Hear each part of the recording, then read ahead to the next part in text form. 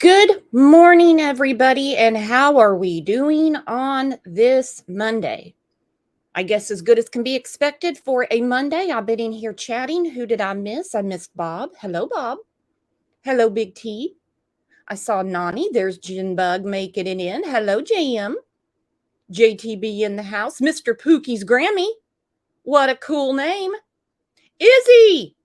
Izzy's sleepy. We got to wake Izzy up. Good morning, Alibi. Good morning, Wendy. So, how was your weekend? I apologize for the members live yesterday. We had some crazy storms over the weekend. No tornadoes. That's kind of a letdown for us Okies. We like a good old NATO coming through, let me tell you. Best barbecuing weather there is. So, JM said, missed you guys. Good morning, everyone. Who said what? Good morning, Ryan Christie. Rexy said, glad you're okay. Yeah, but you know what it feels like when your air conditioner's been off for a while and it's air you can wear, if you know what I mean? Just hot as hell. And you just think you're never going to get the house cooled down. You keep sticking your head into the freezer. Know what I mean? Drives ya nuts. So, speaking of driving us nuts, 13 years now. 13 years. Kyron has been missing. 13 years as of yesterday. I never thought we would make it past a year with this case, let alone 13. Now, from my vantage point, I cannot see the polls, so I'm wondering how the voting's going. I put in there, who do you think is responsible for Kyron's disappearance? Terry and Dee Dee. Do you think he just wandered away from school? He just got curious and wanted to go play in the woods? I don't know. A stranger abduction? The FBI doesn't seem to be that vested in it, so I don't really think it's a stranger abduction. We know of other cases where it's a stranger abduction and the FBI is neck deep in it. Neck deep. And contrary to popular opinion, when a child is missing, the FBI does not have to be invited in. There have been so many issues with this case. And one thing that is mentioned all the time is the lack of funds with this department in Oregon. He went missing from the Portland area. All right, OJ, I'm not dealing with you today. And so the parents, Kane and Desiree, do their own fundraising. They're not using this money to go to Hawaii. You know, nobody's adding on an addition to the house or anything like that. So it's kind of damned if you do, damned if you don't, because there's a heap of hate put on them. And I mean a heap of it. Now, I don't know why on earth anyone would think Kane and Desiree have been laser focused on Terry and Dee Dee for 13 years. And they talk to the investigators quite a bit. Matter of fact, just recently, Desiree had a meeting with the new sheriff. She seems to have a new pep in her step after talking with this new sheriff. She believes something's gonna unfold under this new leadership. And I hope so. So, of course, and we know from other cases where we've talked with family members that the authorities tell them things that they don't tell the public. They want them in the loop, but they also know that if they betray that trust, they're not going to hear anything more. It just leads me to believe that for 13 years they've been hearing that they believe Terry and Dee Dee had something to do with his disappearance. It's the only thing that makes sense to me. I mean, but I don't know. I really wish we could clear up who was the last person to see Kyron that day. For 13 years, we have heard Terry was the last person to see Kyron. Well, we know when a child goes missing, the last person to see them holds all the cards and the keys, if you know what I mean.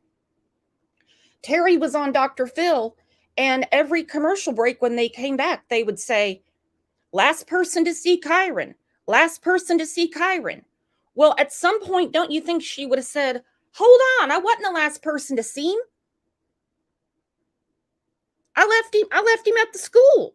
She sat there and listened to it. I mean, all of these news articles, all of these news clips for 13 years, last person to see Kyron was Terry. And let me tell you something. I'm sure you guys remember. 13 years ago, this is what the nation was talking about. I'm talking HLN every night. Jane Velez Mitchell, Nancy Grace, who was about to have a coronary until shortly after Casey Anthony came along, and boy, that rocked her world. Remember that?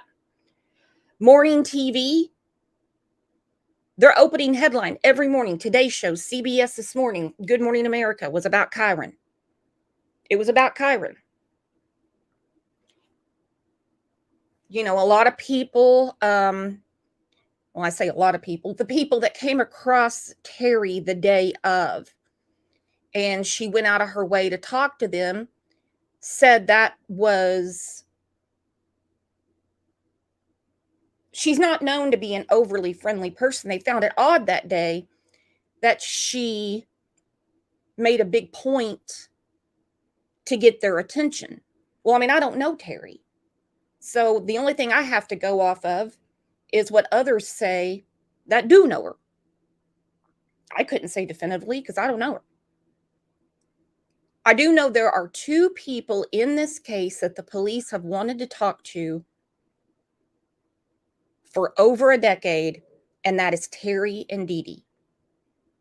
And if you want a child found, the best thing to do is offer up everything you got. Everything you got. Don't hide behind a lawyer. Give them everything you've got. This came out over the weekend. Good morning, Walking Dead. First off, I'm going to put this up. I've been showing this on a lot of shows. Someone cannot go missing without someone knowing something somewhere. That needs an asterisk. It needs to say someone, especially a child, cannot go missing without someone knowing something somewhere. Somebody has got to know way more. And only two aren't talking. This is what Desiree said over the weekend. Say to Terry, we're coming for you. Don't sleep. Just want to say to Terry, we're coming for you. Don't sleep. Say to Terry, we're coming for you. Don't sleep.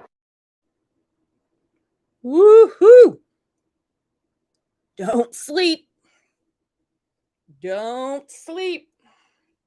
Don't do it. Fed Up said if I was truly innocent, I would do whatever I had to prove it. To prove it. You know, and like I said, she just had a meeting with the new sheriff not too long ago. And 13 years, one investigator would have said to them, look, we've gone through everything from the day, and we were way off track about Terry and Dee Dee. Obviously, that has never happened because they've been after her like stink on shit for 13 years. They're not going to keep the focus on the wrong person just because they have a weird feeling or because they feel they have an axe to grind. They want the right person. They want the right person. All right, a good friend of ours, Samantha, who has heavily been following this case. She's from the area. She has a lot of stuff on her channel. We're going to go through a couple of those clips today. Our good friend Samantha is back. Good morning, Samantha. Good morning, Brooks. How are you? Good, beautiful. What did you think of that clip? where Desiree says, they're coming for you. Don't sleep. I played that on my live broadcast last night, the same exact clip. She says that with a smile on her face, almost like, I know something you don't know. I mean, like you said, she just went and talked to the sheriff. She's saying that with a smile on her face. She looks very confident. I mean, it was something I had to play on my channel as well, because the statement itself was just saying something. I agree, because we have before seen a Desiree that looked a little defeated. We've seen a Kane that looks very defeated, like they don't have any wind left in their sails. And you would think with the 13-year anniversary, they would be extra, trying to find the word, extra downtrodden, defeated, frustrated, upset. But for her to come out on the news and say they're coming. That's one of the first times I've ever seen Desiree on the news where she didn't look completely broken. Mm-hmm. And I was glad to see her look that confident, have that smile on her face as she's talking about, the events going on. I mean, 13 years later, you would have to be so upset, because in 2010, when they're running around looking for their son, when they're wondering where he's at, they didn't think they were going to be here 13 years later. And then you had all of the detectives and the sheriff, and people are telling them, like, we're so close, this case is going to close, and because they were zooming in on Terry, they didn't think they were going to be here 13 years later without any answers. They thought someone was going to be held responsible, and they probably thought that they were going to have their son, and they don't have either. 13 years. And think about everything. Okay, just the panic they've gone through for 13 years. How many in here have ever lost a child? Like, your child was 2 aisles away at the store. They wandered off at the zoo. Your heart is in your throat trying to find your child. Imagine 13 years of it. 13 years of it. And of course, there's been a lot of issues in Portland, Oregon. I'm not getting political or anything, but we know there's been other issues in that city that have put Kyron on the back burner. Let's face it, when they're burning down the police station, they can't be working on Kyron's file. They got to do something about it. Yeah, Portland's gone through a lot since the pandemic, with Black Lives Matter, rioting, you name it. Portland has definitely gone through a lot in the last 4 or 5 years. Yeah. Nucky said I was a nutcase for all 10 minutes it lasted. I know exactly what you mean. I know exactly what you mean. So 13 years of it. Let's go through the comments from the last show. See where you guys are at with this.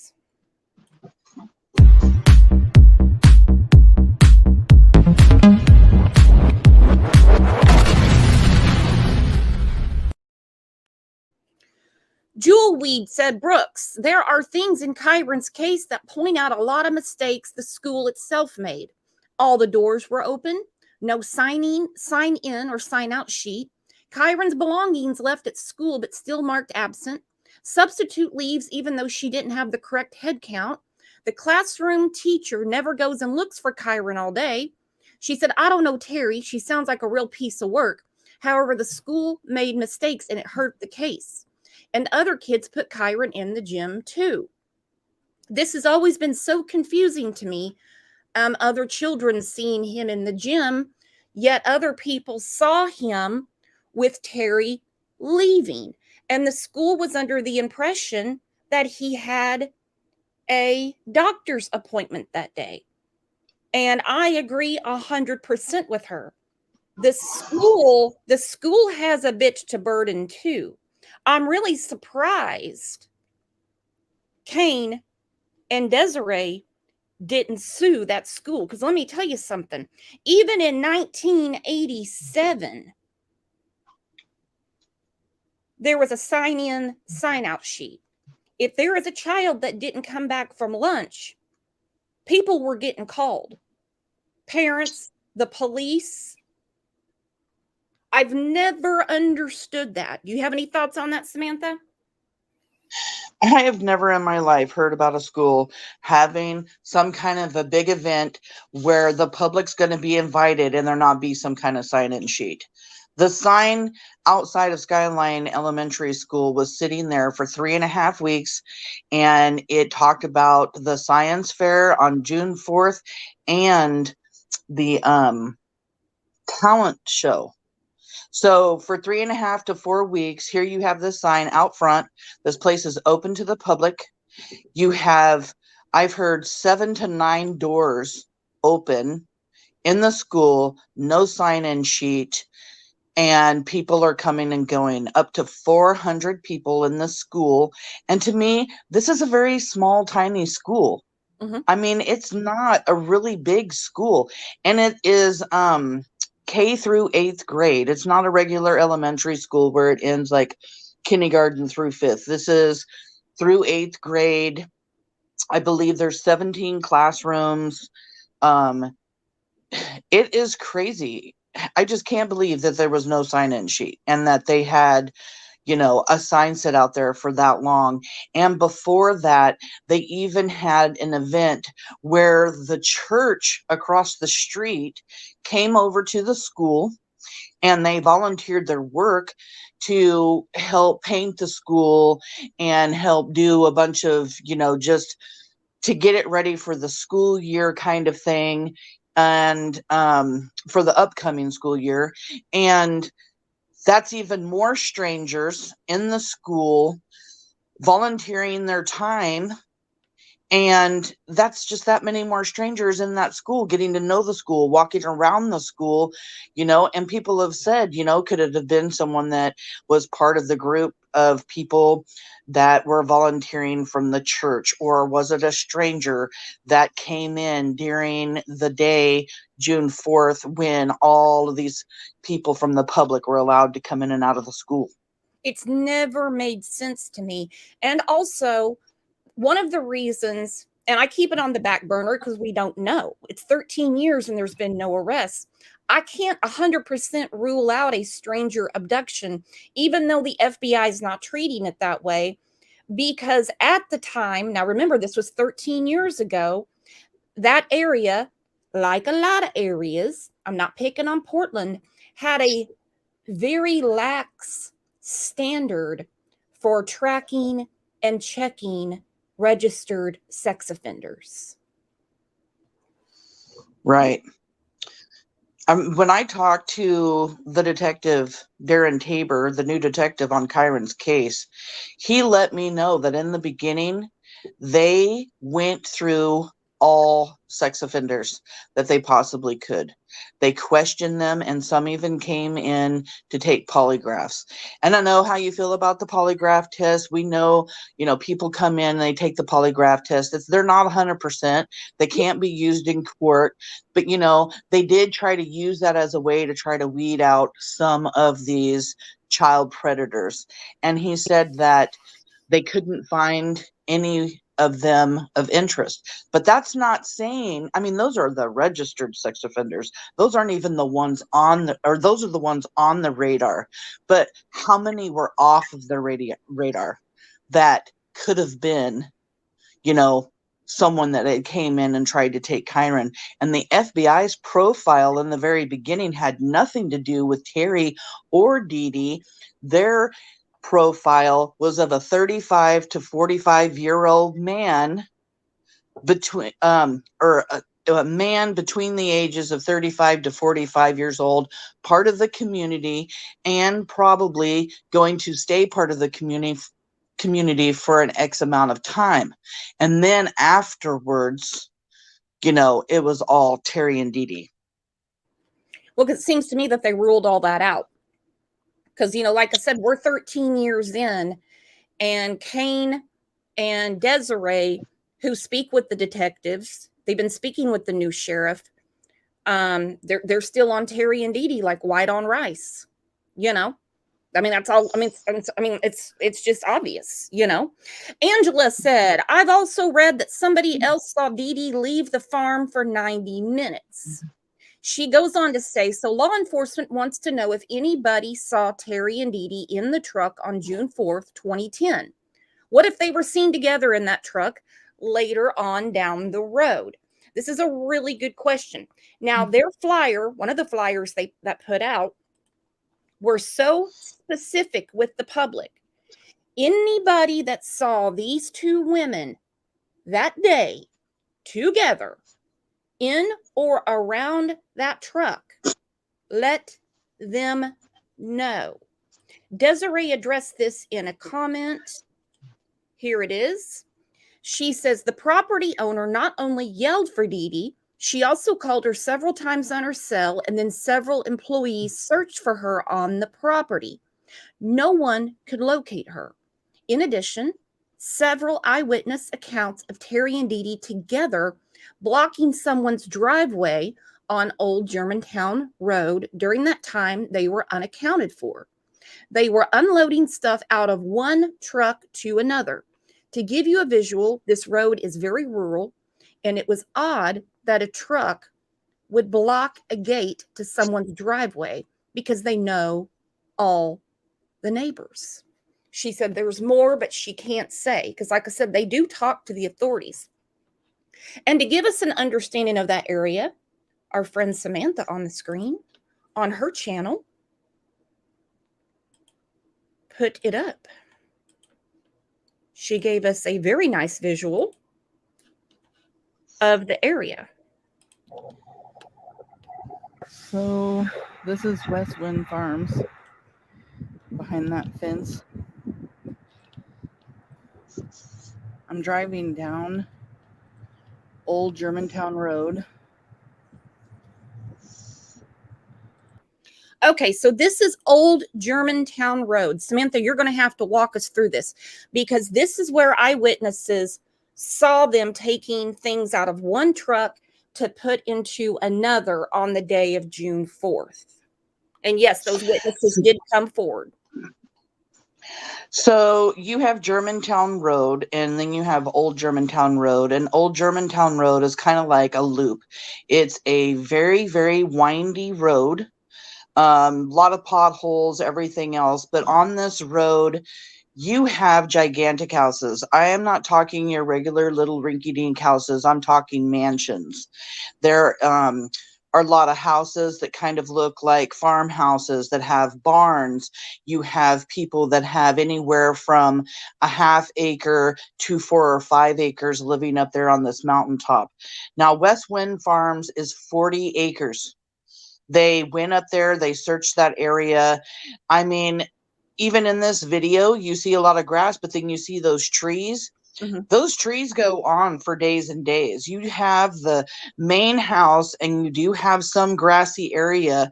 Part of that is actually 20 acres of that property has actually been what do you call it, preserved. Nobody can go in there, nobody can cut the trees or anything. So like 20 acres of it is nothing but trees that nobody can really do anything. They preserve that entire area. Now, when I went up there, I'm thinking to myself, okay, they're up there, they're calling for Dee Dee, they can't find Dee Dee. I hollered as loud as I possibly could.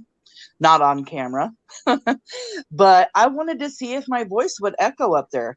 My voice echoed up there.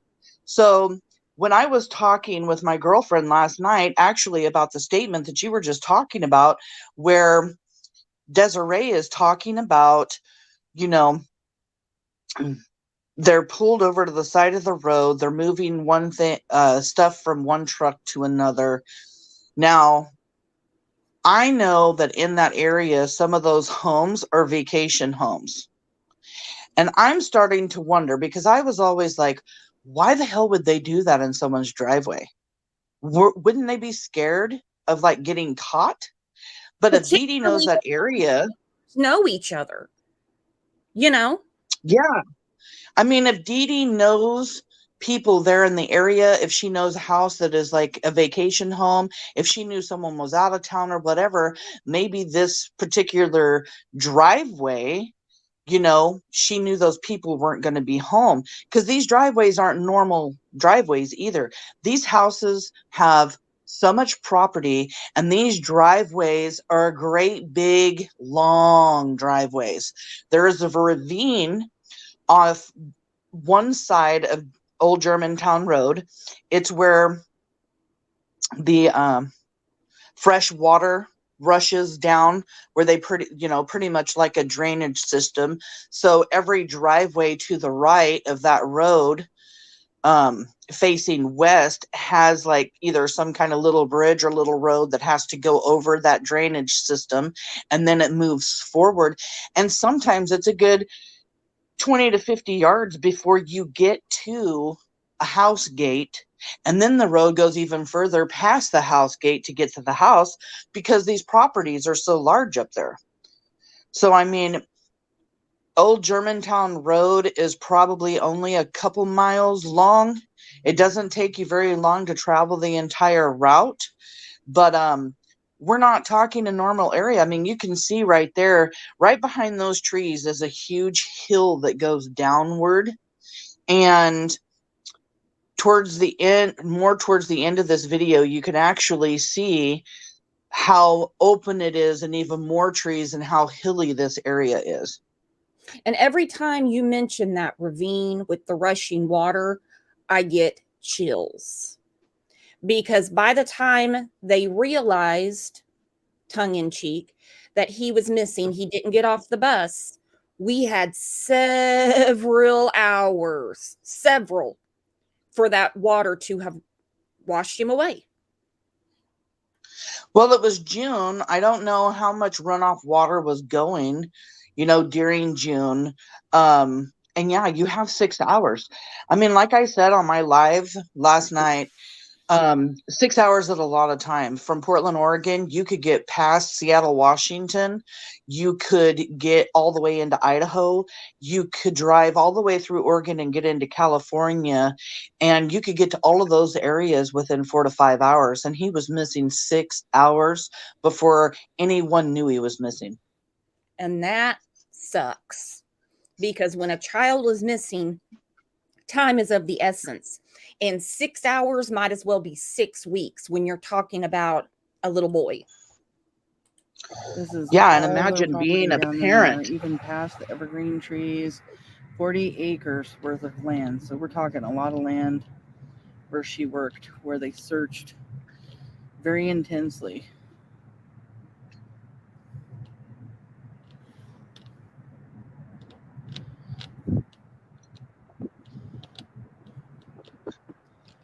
All of this is her land.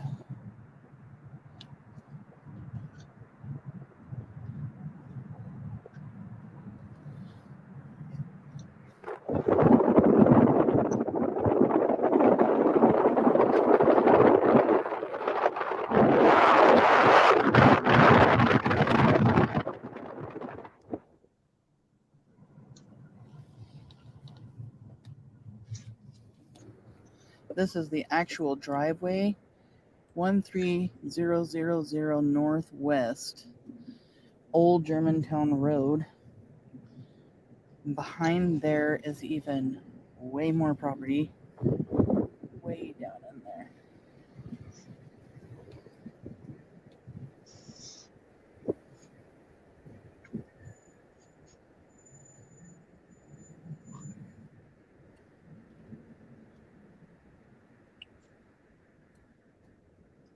So much property.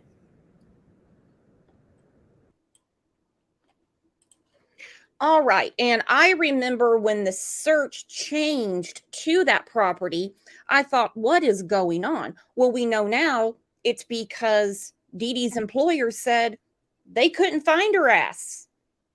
They were yelling for her. They were calling her phone. And then she just popped back up. How big was the search? They said the search is the biggest in Oregon history. Yes, the biggest missing person search and the largest criminal search in Oregon's history.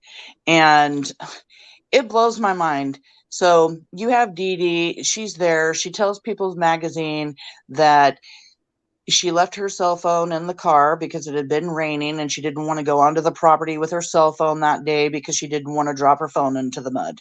She said she walked in, talked to Miss Hawkinsmith, which is the owner of West Wind Farms, her boss, to find out what she had to do for the day because they were going to have this huge event going on. It's called the Tour of Beauty. That was happening Saturday the 5th. And this is a huge event. It happens every single year. Mhm. And it's, 4 or 5 farms, they get together, they all start selling tickets so that the public can come and look at all of these farms. You kind of get in your car, you travel down the country roads, enjoy your day. Well, she goes in, talks to Miss Hawkinsmith. She finds out what she's got to do for the day. Miss Hawkinsmith tells her what she's got to do for the day, and she's gone. Now, in the beginning, they said Dee Dee was missing from 11 o'clock to 1 o'clock for 3 hours. Mhm. And then somewhere along the line, that changed to an hour and a half. Now, I don't know why that time changed. I've tried to find out. There was talk about, she kept telling people that she saw a vendor, that she was there, she wasn't missing. And I know this vendor kind of talked to the police and told them the time that they were there on the property. Now, I have speculated whether or not this vendor telling them the time that he was there was maybe the reason why the time got changed, was because, if Dee Dee said she saw that particular vendor. But at the same time, if she knew a vendor was going to come, she may have also known when that vendor was going to come. Mhm. But they go to look for her. They're calling her cell phone. They're hollering for her. What I cannot get out of my mind is, if Miss Hawkinsmith told her what job she had to do for the day, wouldn't they know exactly where on the property that she would be? And if they go there to look for her, why isn't she there? You have this huge event going on the next day. You have people putting together booths. You have people hanging up hanging baskets. I mean, because things are going to be for sale at this event. The public's coming. There's a lot to be done. There's a lot of cleaning and stuff to be done. You're not going to be running the outskirts of the property doing things. You're going to be running around the local central area of where this event is going to be taking place. And my husband says, what a perfect day it would be for her to take off. Maybe nobody would miss her. Well, the way I look at it is, if you got 20, 30 people working an event, how come no one saw her? You mean to tell me 20 to 30 people are working this event and nobody saw Dee Dee during this time? That is why I've always been like the 50-50, the 60-40% on whether or not Terry and Dee Dee were involved, because I can't explain to myself where Dee Dee was. She says she was there, but Dee Dee should have been seen by somebody that was on that property working, or they should have been able to find her and they couldn't. She would have answered her phone. Somebody would have seen her. She wasn't out in the middle of the woods by herself taking a nap. Somebody would have seen her, particularly on such a busy day like this. And let me tell you what, in these cases, when a child goes missing and the day of the disappearance is an unusual day. We talk about it in the Summer Wells case. Candace had a very unusual day, a lot of silly errands. In the Gannon Stout case, we've talked about it for a long time. Letitia had a lot of silly errands going on. They each made kind of ominous posts to Facebook. Terry she had a very unusual day. Okay, the science fair, that's not unusual because they have science fairs at schools. 2 different Fred Meyer's receipts. Her daughter has an earache, so she drives around to soothe her earache, which as parents, we know we wouldn't do. We know we wouldn't do. Then she goes to the gym and leaves a screaming baby in the daycare.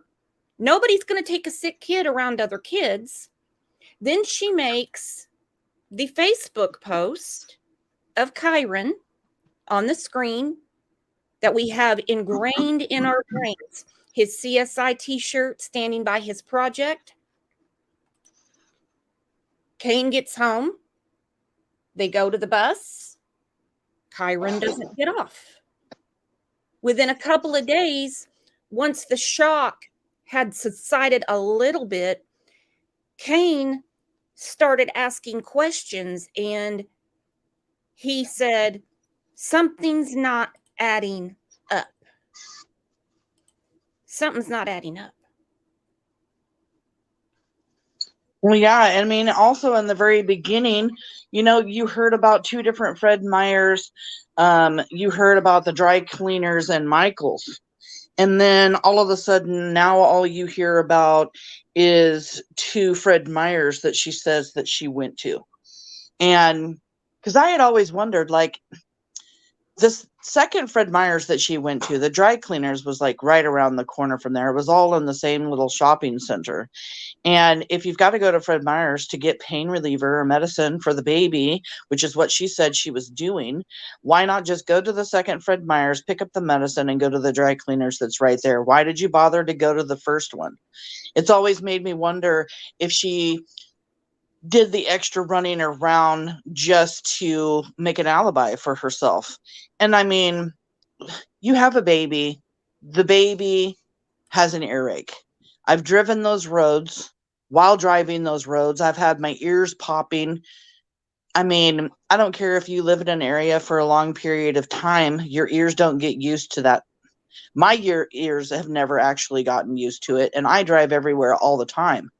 And that little girl's ears had to have been hurting going up and down all of these places where she drove that day. And she says she drove for over an hour.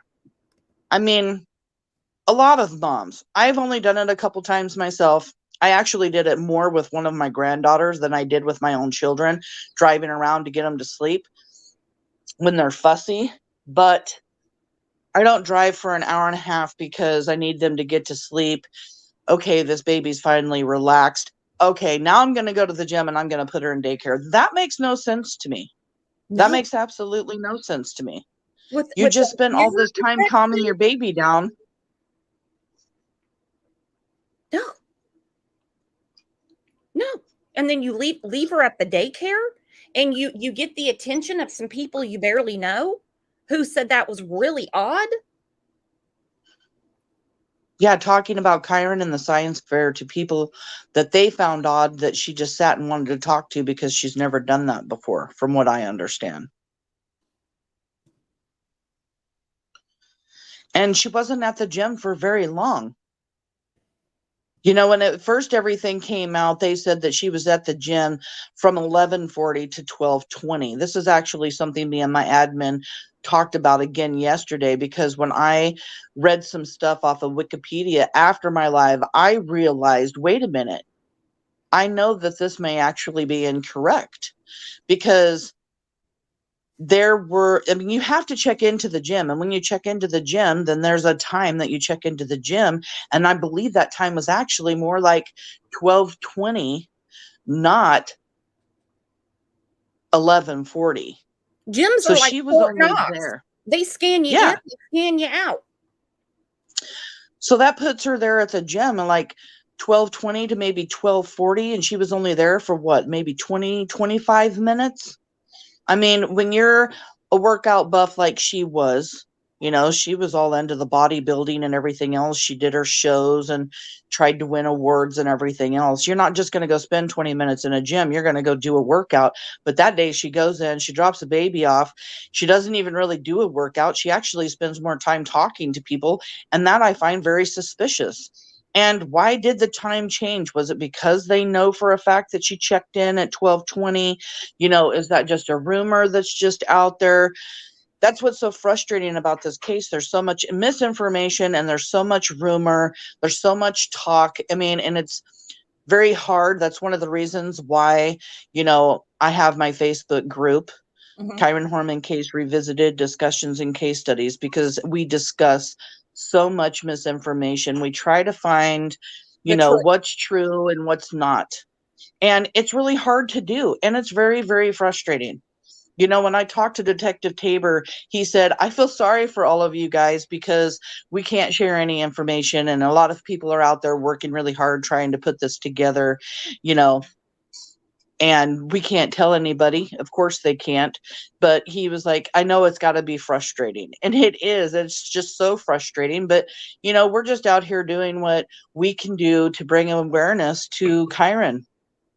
After 13 years, it's a wonder anybody's still talking about it. But we can't forget about these cases. We just can't. And there's just not enough time in the day. That's why we all just have to work together and keep these cases going. Nani McPoppins Bubble Bottle, if that is not a cool name, said, I pray that justice for Kyron is close. I can recall almost like it was yesterday when this little man went missing shortly after he was taking a picture so proudly beside his science project at his science fair. His big smile and bright eyes behind his glasses stick in my mind. My husband and I watched a show on the ID channel, and we both said this had to be another story of a wicked stepmother wanting to rid of an innocent child. And we believe Terry was responsible ever since. Nothing she claimed from that day ever made logical or rational sense. She says, don't sleep, Terry, because they're coming for you and your evil partner in crime, Dee Dee, too. Because regardless of popular opinion, Dee Dee no longer has immunity. We're going to clear that up here in a second. I also had a lot of comments about the Cold Case Foundation, and I really hope the message gets through to Kane and Desiree somehow. They may not know about the Cold Case Foundation. I know money has been a big problem in the Portland, Oregon area regarding law enforcement. The family's doing what they can. They had a car wash over the weekend. They have the Kyron Horman Foundation, where they're not just advocating for Kyron, they're advocating for other children. They've done a lot of help with the Michael Vaughn case. This was the flyer from the car wash. This sign was outside of the car wash. Justice for Kyron, prison for Terry. Now, let me tell you something. If I was innocent and I saw that damn sign that said prison for and had my name by it, somebody would get their ass sued. Now, let me tell you, when you sue somebody, it opens you up to questioning because turnabout's fair play. So you have to prove your right to sue. Why doesn't Terry just sue? Because she can't open herself up to questioning, it seems. Hello, Slim. Slim made it in. It's absolutely crazy. So let's talk about Dee Dee's immunity. I think this is the right one. Desiree said Dee Dee Spiker pled the fifth to 146 questions by my attorney. Not 35 times. She says that's all I was correcting information. She wouldn't even say if she had met Kyron or knew who he was. It's ridiculous. She says no more immunity for Dee Dee. She messed that up herself. She could have helped us get answers for our missing son, but no, she'd rather help her girlfriend. Goes on to say Dee Dee was questioned by my civil attorney, not police.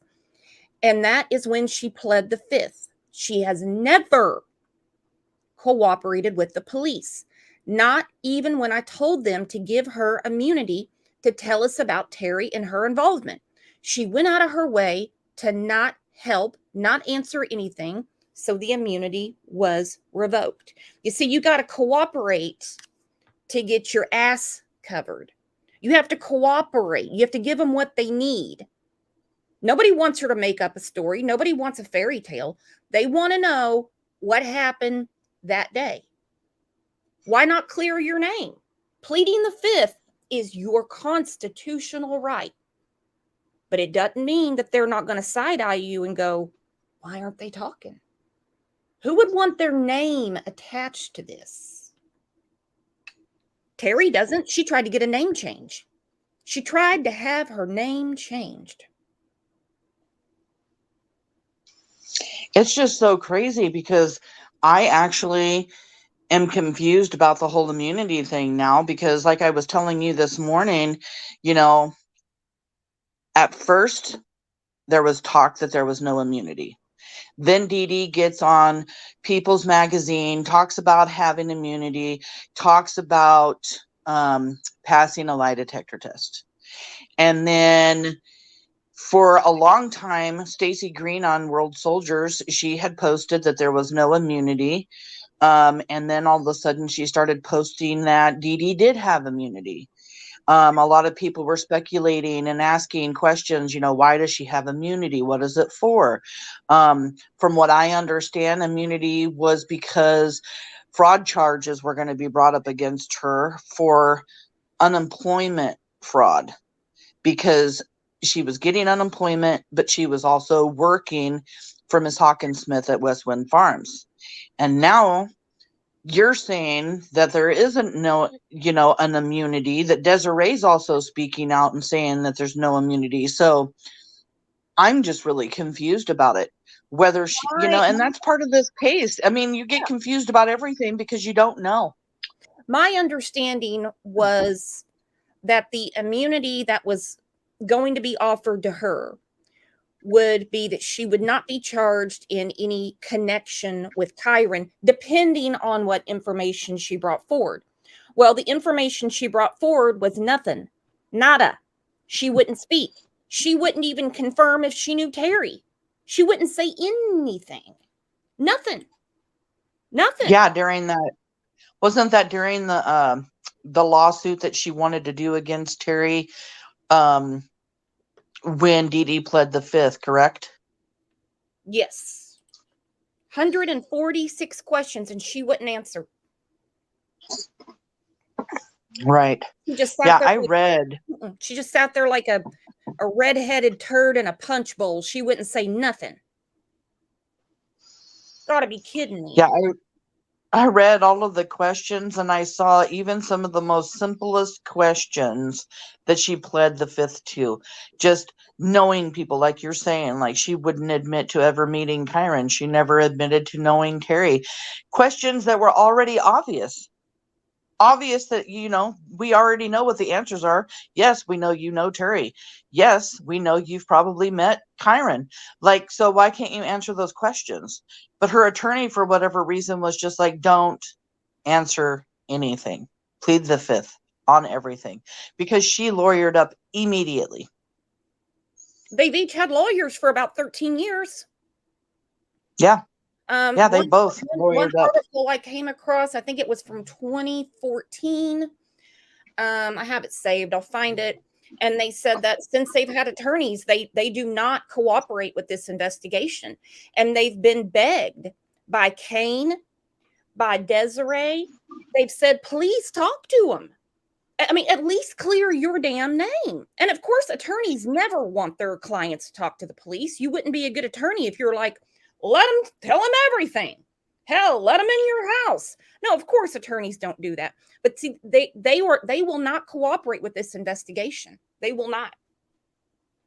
Well, I'm just going to say, put yourself in Dee Dee and Terry's shoes. If, for whatever reason, they're not guilty, they didn't do anything.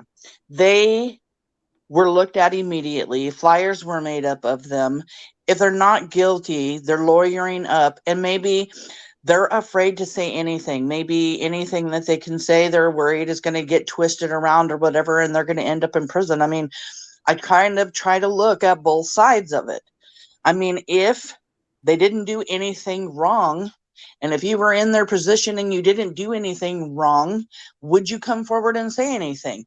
Would you be willing to put yourself out there like that and possibly go to prison for the rest of your life? No. And like you said, we're being very fair here because it has been 13 years with no break in the case, and people that say, well, you wouldn't get an attorney if you were innocent. Bullshit. You better get an attorney. Right? You better get one. because they're Yeah. trained. You see, these detectives and they are trained. You're not. You need people to help you navigate this system. I don't judge anybody for getting an attorney. But when you are not cooperating with an investigation to find a little boy, that's when we got a problem. You can have your attorney there and he can tell you what you can and can't answer. He will know if they're trying to lead you. He will know if they're trying to maybe set you up or something. Your attorney will advise you what you can and can't answer. They won't even do that. Yeah, these attorneys have them just zipped up, zip their lips, don't say nothing. Mhm. That's what their attorneys are saying. You don't say anything. But then, you know, after 12, 13 years, 12 years later, here comes Terry Horman. She is on Facebook. She's talking now. She's talking about Kyron. She's sharing pictures of Kyron. She's explaining every single picture that she's taken of Kyron. I mean, if you have been told by your attorney to zip it, don't talk, don't anything, and you didn't post anything, and then all of a sudden you just started posting stuff. I mean, what has changed in Terry's world that has made her, you know, come out and decide to just start posting things on her Facebook about Kyron when she didn't do it for 12 years? I don't know, but it was so weird. And it was like she took a page out of Letitia Stout's playbook, because Letitia's big defense has always been she was the mother. She took care of Gannon. His mother wasn't there every day. It was her. She took him to school. She took him to the doctor. And Terry's played that card a lot too. You know, I raised Kyron. We had custody of Kyron. I did everything for Kyron, not her. Well, you know, to be fair, we all, unfortunately, we all understand divorce and custody and stuff like that. But because you are caring for someone else's child doesn't give you a right to get rid of that child because you hate your damn husband suddenly. Right. No, doesn't work that way. So let's get to the update from the weekend. This is an interview that Fox 12 Oregon did with Desiree. It has been nearly 13 years since Kyron Horman disappeared. His mom has not given up her search since the then 7-year-old went missing from his elementary school in Portland. Fox 12's Drew Marine sat down with Desiree Young this evening, who says she won't stop until she has answers. Drew? Yeah, Kyron Horman was last seen here at Skyline Elementary on June 4th, 2010. His mom drives up to the Portland area at least once a year, if not more, to work with law enforcement to keep this case active and to bring him home. My life didn't really move on. My mission stays the same, and until I get to bring Kyron home, I just keep fighting for him. This is what Kyron Horman looked like when he was 7 years old. And this is what he might look like today. That is one, besides all the rumors and things people have forgotten in 13 years, one of the most troubling things about this case is you're not going to stumble across a Kyron Horman with a CSI t-shirt on. Right. Think about he's a grown man now. Assuming he's alive, and of course that would be wonderful. He's a grown man now. Yeah, he could have piercings. He could have long hair. He could be wearing contacts. He could have a mustache, a beard. He could have his hair dyed. I mean, he could have tattoos. We're not just looking for, you know, the little kid Kyron anymore. We're not looking for 7-year-old Kyron. We're looking for a man. And I mean, there is a V-shaped red birthmark on his forehead. I believe it is above one of his eyes, just up above the eyebrow. That's a very distinctive mark that's on his face. And there is a freckle, a pretty large freckle underneath one of his eyes that is directly under the same eye where that birthmark is. and it's his mother and father, but she's in this interview, so of course we're talking about her more now. It is her life's mission to see this through. She lives and breathes what she was robbed of, the disappearance of her son. No matter the custody situation, why she didn't have custody, if she was sick, not sick, that has nothing to do with it. And I know some people want it to be a thing. She wasn't anywhere around that day. She loves her son. She wants her son. One of the billboards says, "I'll never stop. Love, Mom." I can't look at that billboard without breaking down. It is her life's mission. She's a strong mom. She is so strong. I mean, she is out there advocating for her son every single day. And her son's been missing 3 years. Kane's son's been missing 13 years, excuse me.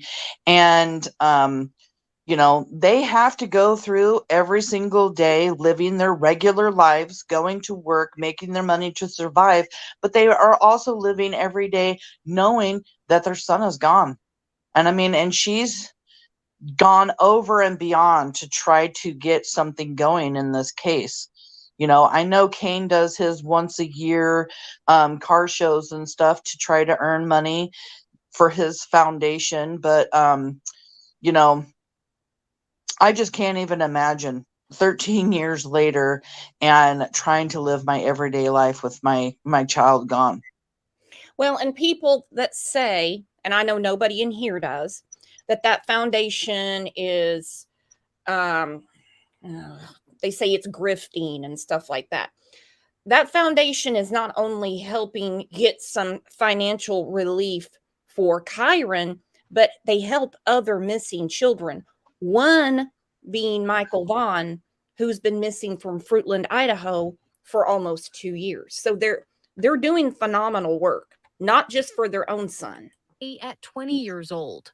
This new age progression photo from the Multnomah County Sheriff's Office, a heartbreaking reminder of all the milestones his mom, Desiree Young, hasn't had with her son over the last 13 years.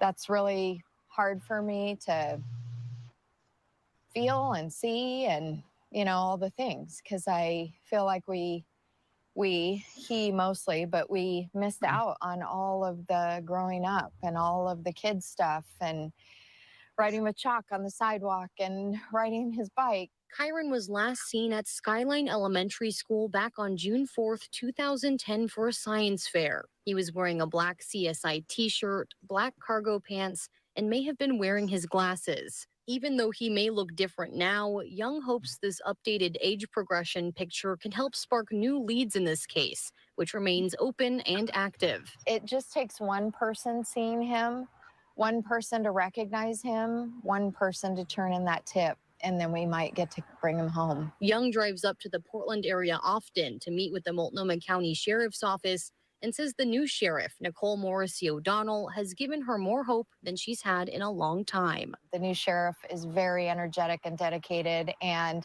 she's done a lot of things just in the short amount of time she's been with us. And I'm really hopeful that it's her who gets to bring it to the finish line. Even though it's more than a decade later, she says it can be difficult to hold on to that hope. It's a roller coaster every day. Driving up here, I was listening to a song, and it's one of Kyron's songs, and it makes me cry every time. And I wish that we could dance to it again together. I will always hope that he is going to call me. That is heartbreaking. Think about what's gone on just in your own life in the last 13 years. Think about how things have changed. In 13 years, look at what Kane and Desiree have missed out on with their son. Graduation, prom, teaching him to drive, first girlfriend, more science fairs, soccer, football, baseball, basketball, whatever he was into. New video games. vacations, just watching him grow. 13 years. She has a lot of faith in this new sheriff, and this sheriff has given her a new pep in her step. For those that are just coming in, first off, we have some new people in here. Let's take a second to tell everybody hello.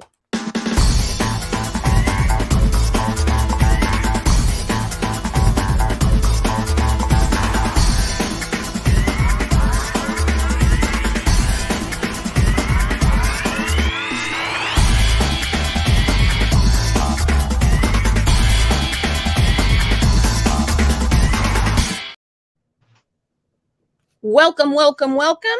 Check us out. We are live every morning. So for those of you that missed it, like I said, Desiree has a new pep in her step, and this is what she said over the weekend at the car wash. Say to Terry, we're coming for you. Don't sleep. Just want to say to Terry, we're coming for you. Don't sleep. Say to Terry, we're coming for you. Don't sleep. Woo, somebody told me not to sleep. I'd get Look at the confidence. The confidence when she says it is just so like, go get her. I am sorry. I mean, you know me, I am open to all perspectives, but right now, just knowing that she has that confidence puts a smile on my face. tells me a lot. Something's going on in the chat. Minnie Ma'am was timed out and hasn't said anything. So let's be careful where we're tapping. You all know that I do it too. I'll never forget the day that Pat was pocket modding and people were getting timed out left and right. It happens. So Minnie Mall, if you're listening, you didn't do anything wrong. Jules, exactly. She's 100% determined. She said it's her life's mission. She's going to see this through. She's not going to take no for an answer. She's not going to take no for an answer. So again, over the weekend, they had a car wash to raise money. I know some people don't agree with it, but when you have a law enforcement department that keeps saying, we don't have the money, then what do? You find the money. You make the money. As a parent, do any of you blame them for raising money in hopes of spreading awareness and finding their son? Absolutely not. I would think there was something wrong with them if they weren't. I'd be like, what are you doing sitting on your ass? I would be doing everything I could if I needed to raise money to come up with funds for whatever, whether it was traveling, whether it was, because it's not going to be cheap for Desiree to travel back and forth from Medford to Portland, especially with gas prices being as high as they are. And she talked on the news this last weekend with Kylie Boshi and said that she wants to use some of that money to possibly hire a private investigator. So, use the money for what you need it for. And if you need the money just to sit around and wait until you need to use it, then do that too. But, there's other people trying to use Kyron's name to raise money, and I think that it's wrong. The only people that should be raising money for Kyron to help Kyron is his parents. And that's my own personal opinion. Some people may not agree with me, but I just feel like the only people that should be trying to raise money for him is his parents. Well, yeah. And, they're going through hell and high water to get whatever they need to get done to find their son. And they've been doing it for 13 years. And again, they have a very, especially now, it seems like with the new sheriff, they have a really open relationship with them. They know what's going on. These aren't their guesses. They're not the ones that pinpointed Terry and Dee Dee. They didn't even know who the hell Dee Dee was. They were told all of this by the investigators. The investigators have told them these things. This isn't their own gut feeling. This isn't Kane going, I was done with Terry anyway, so let's just blame her. That they have been communicated with. Tarnia, thank you so much for gifting memberships. Turn on your gifts and welcome to the family. All right, again, this is from the weekend. This is the car wash they had. Then we'll get back to Terry and Dee Dee. Answers to the disappearance of Kyron Horman. 13 years ago, the second grader was last seen at Skyline School in Northwest Portland. The case prompted the largest search and rescue operation in Oregon history. Police searched all night and distributed photos of Horman, but they found nothing. I wish that we could have protected him from this. Desiree Young has been searching for her son since that awful June day. This car wash is an annual fundraiser. That side is good to be sprayed down. For more search operations and a private investigator. Young says she is working with Multnomah County Sheriff Nicole Morrissey O'Donnell, who has a unique connection to the case. Morrissey O'Donnell's husband, Bob O'Donnell, was the lead investigator after Kyron disappeared. When they have a personal connection to the case and have been, connected to it ever since day one, I think that gives them more energy to want to solve it for us. Young says she met with the sheriff in Multnomah County District Attorney's Office Friday. The Multnomah County Sheriff's Office says the case is open and active. Investigators are now using new software in digital forensics. We won't give up until Kyron's found and justice is served, however long that takes. No one has ever been charged in the case, but Okay, new software, new forensics. So they are on to something. Now, we know we might be talking about this at year 14. We know that. But the fact that they are even taking any new direction gives me a sigh of relief. How about you guys? I think it's awesome.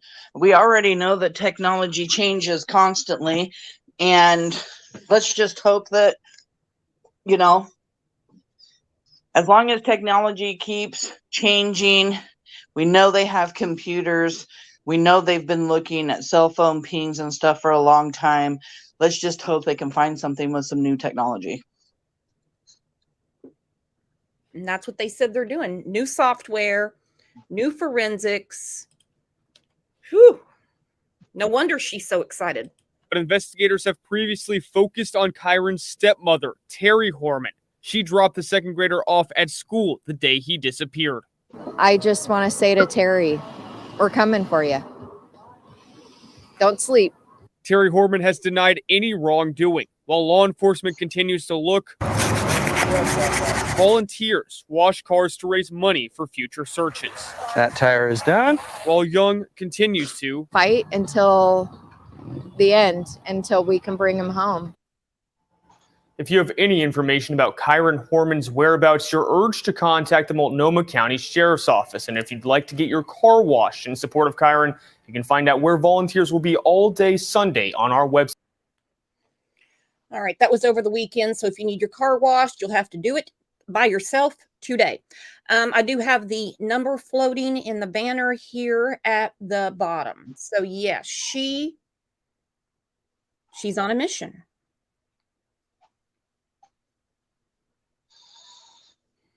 I'm really wondering what would come out of getting a private investigator.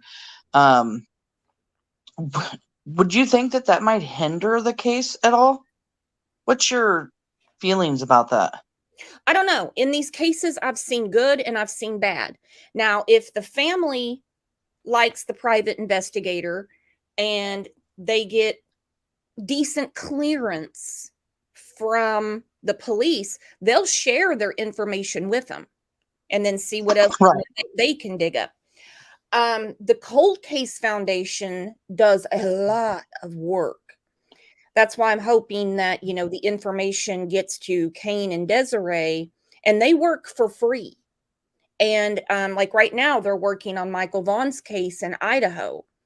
And if the police would share their information with them, which after 13 years, I don't see why they wouldn't. Wouldn't the case have to be called a cold case in order? Well, Michael's case isn't cold. It's called the Cold Case Foundation because they have taken on so many cold cases. But I mean, okay. But no, they're active. There's really no such thing as a cold case. The minute there's a new tip, the file gets brought out.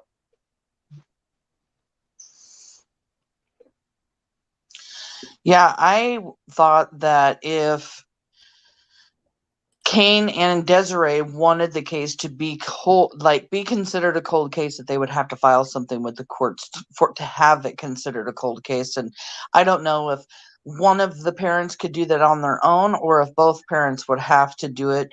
I don't know anything about the Cold Case Foundation, so that's why I was wondering if it would have to be considered a cold case in order for them to take it on. No, not at all, because they've helped in the case of Michaela Jones. They've been working on Michael Vaughn's case. Lana here said, the Cold Case Foundation came in with new technology and started at the beginning, and they did so much. And here we have the powers that be in Portland saying, we're going to use new software, new forensics to go back through all of this. All of this.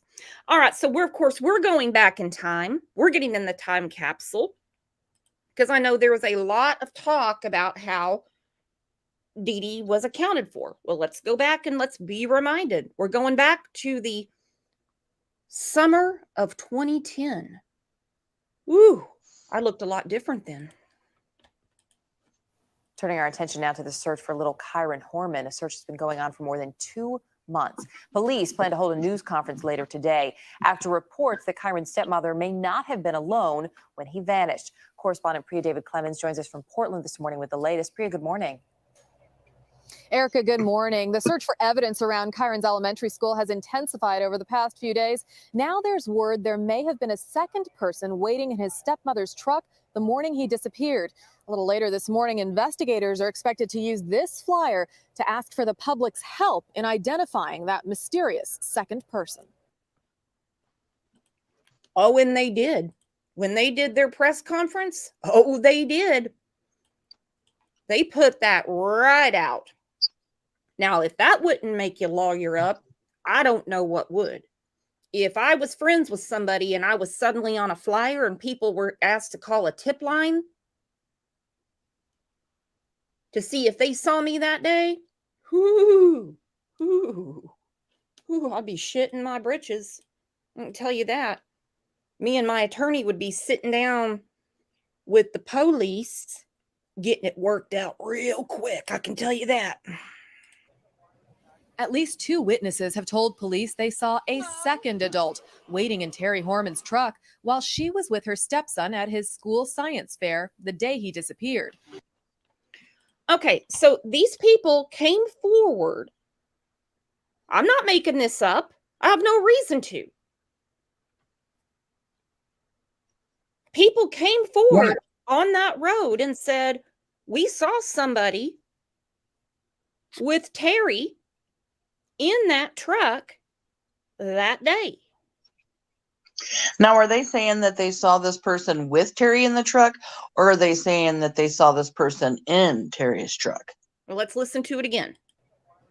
At least 2 witnesses have told police they saw a second adult waiting in Terry Horman's truck while she was with her stepson at his school science fair the day he disappeared. Investigators are looking for witnesses to confirm the claim and offer a valid description. The identity of that second person, if he or she existed, could be critical in determining what happened to Kyron after 9 a.m. on June 4th. Kyron!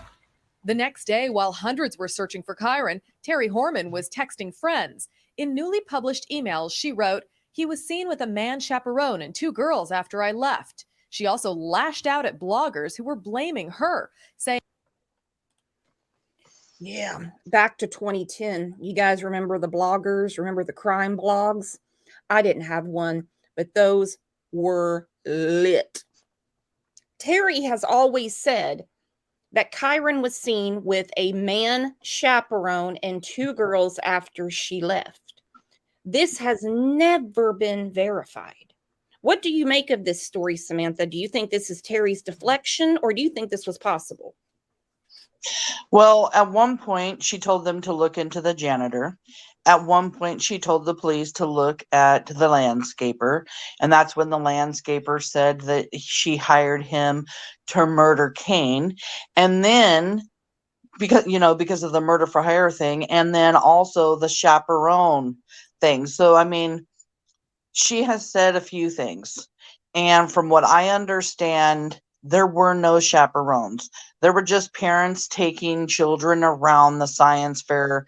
But I mean, they weren't calling, there wasn't assigned chaperones to have an assigned set of kids or anything like that. I mean, parents were just walking around with their children. Some parents were walking around the school with, 4 or 5 kids. But from what I understand, Terry walked around with Kyron. I don't know that they were in a group of kids. So I don't get the whole chaperone thing at all. I don't either. I don't get it. And it's still, I mean, whoever took Kyron, whoever did whatever with Kyron, it's on them. But I've always felt that that school had, like I said, some bitch to burden, because you have children. You have to have better security than that. Now, granted, that was in 2010. But if Rusa Elementary had security in 1987, then I would think that Skyline would in 2010, especially on a crazy day where you have the doors open and you've been advertising to the public. Gives me John Bonet vibes. Saying, I just want to scream. In another, she describes Kyron as acting really weird. The doc thinks that he is having mini seizures, and I made an appointment for next Friday to have him checked out. That contradicts school officials who believe Kyron was going to the doctor the day he vanished. It's all about terror.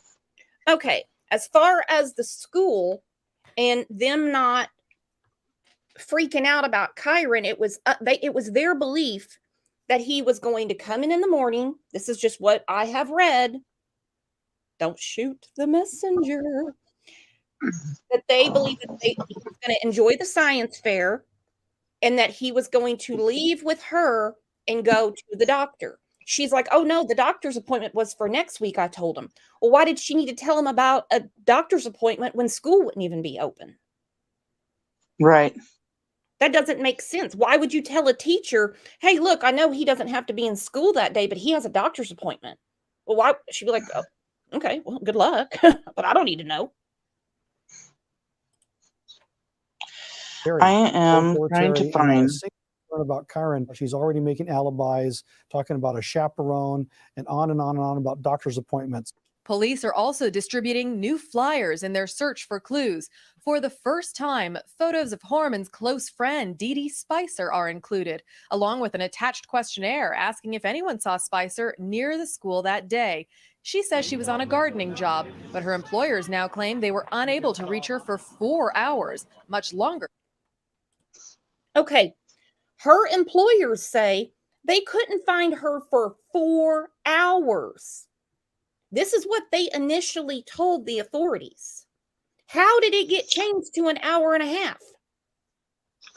Yeah, that's what I was saying earlier. Like, they came out 4 hours, then it was 3 hours, and then it was an hour and a half. Can I just back up for 1 second? I just pulled up on my Facebook group something because you mentioned, or that mentioned the doctor's appointment. And I actually have a screenshot of something that Desiree Young says in one of Kyron Horman discussion groups. So Desiree Young says, there was never a doctor's appointment. She made the entire thing up, and we knew this the first night he went missing when I gave consent to get Kyron's doctor's records. So then when she was questioned, she said it was the following week to try to cause confusion and appear legitimate. But the truth is, Kane, Tony, and I never saw anything wrong with Kyron, and it was all just a smokescreen to further confuse people so they didn't look at Terry for this, like maybe he wouldn't or would have walked out of school on his own. All baloney. Then somebody asked Desiree Young, just for clarification, was there a doctor's appointment the following week? And did Miss Porter have paperwork that the doctor's office needed to fill out? Desiree replies, no doctor's appointments, no paperwork. There was never an appointment, period. So when she says it was confusion, I was telling them that the appointment was next week. It's always been said, why would you tell them an appointment the next week when there was no school the next week. They're under the impression he had an appointment that day. The doctors are saying there was never an appointment, period. Read that again. Oh, you want me to read it again? If you have Hold on one second. If you have it handy. It says there was never a doctor's appointment. She made the entire thing up. We knew this was the first night he went missing when I gave consent to get Kyron's doctor's records.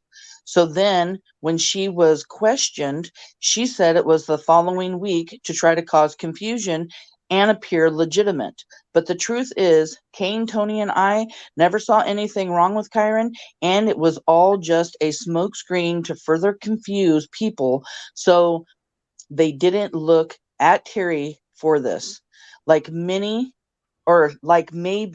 he would have walked out of school on his own, and it's all baloney. Now, he came up missing on June 10th. The following Friday was the 11th, and there was school all that week. The last day of school was the 15th of June, which I believe was Tuesday that following week. And from what people have said, and that's why this person asks her about whether or not Miss Porter had to fill out any paperwork, was because Terry said something to Miss Porter about, you're going to have to fill out some paperwork in order for this doctor's appointment, to kind of evaluate Kyron, because Terry's saying that he's acting all whatever. And Desiree's like, no doctor's appointment, no paperwork. Yeah, and this was the very first night, Desiree is saying, because she had to give consent to get Kyron's doctor's records. So I'm assuming while they're asking questions the day that Kyron came up missing, they're of course asking questions, and Terry must have mentioned this doctor appointment at some point. Otherwise, why would Desiree have, had to give consent? And if Kane had custody of Kyron, wouldn't it have had to have been Kane and Terry giving consent to the doctors? I mean, was something going on right there? Like, now I'm speculating, I know, because that's just where my mind goes. Was Terry or Kane not wanting to give that consent? I don't know. That's a good point, though, because I don't know how they had it set up. I don't know who all was listed at the doctor to make and break appointments. But I mean, that is very true. I mean, obviously they, had a friendly relationship, and it would be easier for the police to confirm if there was ever a doctor's appointment if the parents say, we'll get it for you, as opposed for them to go through the red tape to get it from the doctors. So that was probably one of the first things they did, because they said they knew on day one there was never an appointment. Right. Not and then what showed for next week? Not at all. There was no period.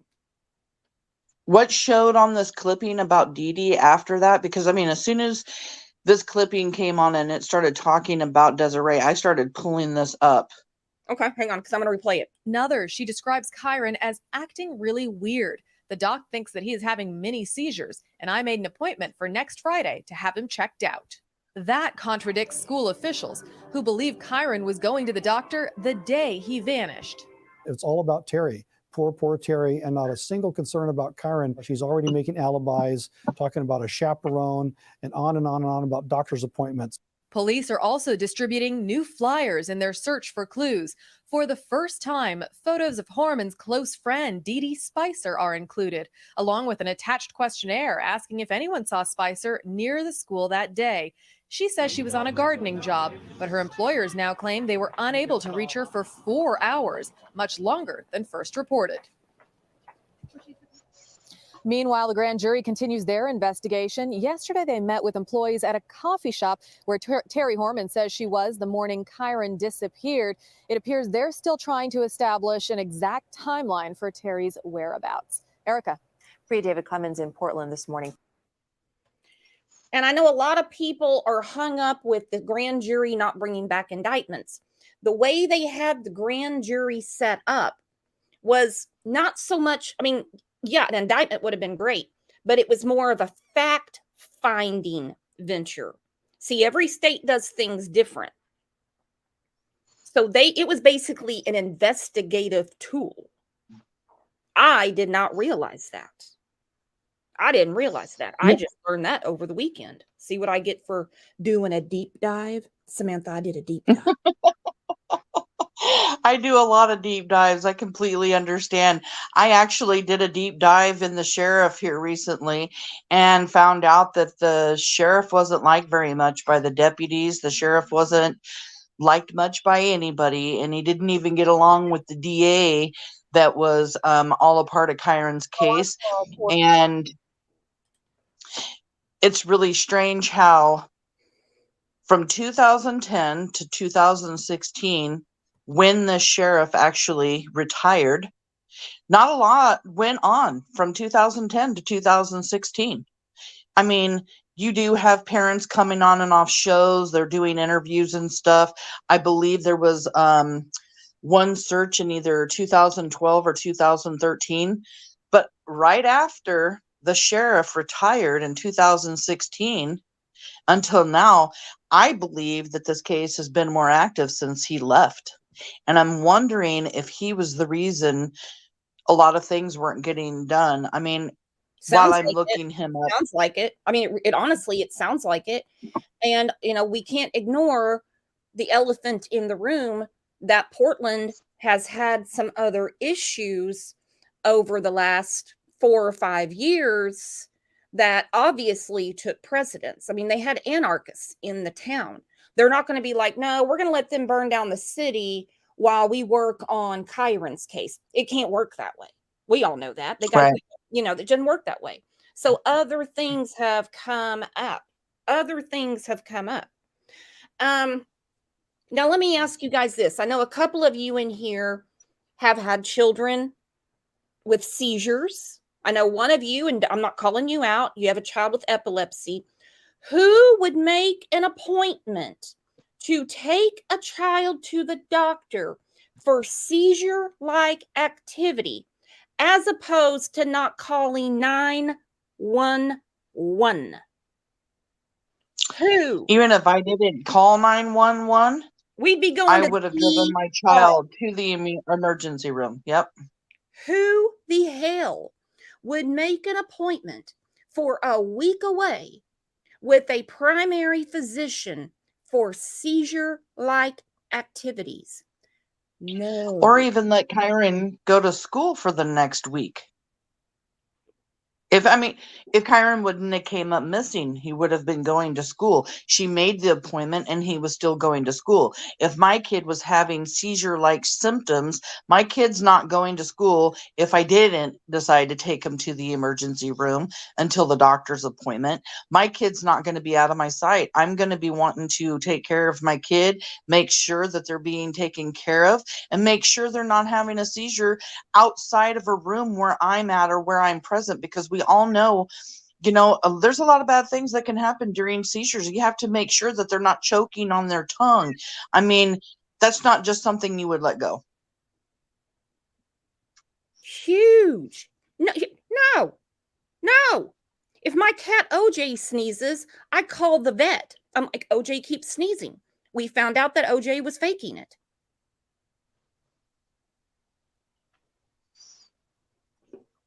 OJ has a seizure and OJ's a cat, we'd go straight to the vet. If my child was having seizure-like activities, I would be scared to drive with my child, that I would make it worse. I'd call 911. If the ambulance is slow in your area, load them up and go to the hospital. You're telling me that Kane Horman thought that Kyron was having seizures and was okay with having a doctor's appointment 2 weeks out? No. BS. All right, so this clip is more about Dee Dee and what was going on that day. Order in tonight for Tracy. And I'm Joe Donlin. First at 6, friend investigated. The parents of Kyron Horman call out a close acquaintance of Kyron's stepmom. Just hours after we learned, police searched her home. News Channel 8's Amanda Burden is live outside that friend's Tualatin home. And Amanda, you caught up with her today.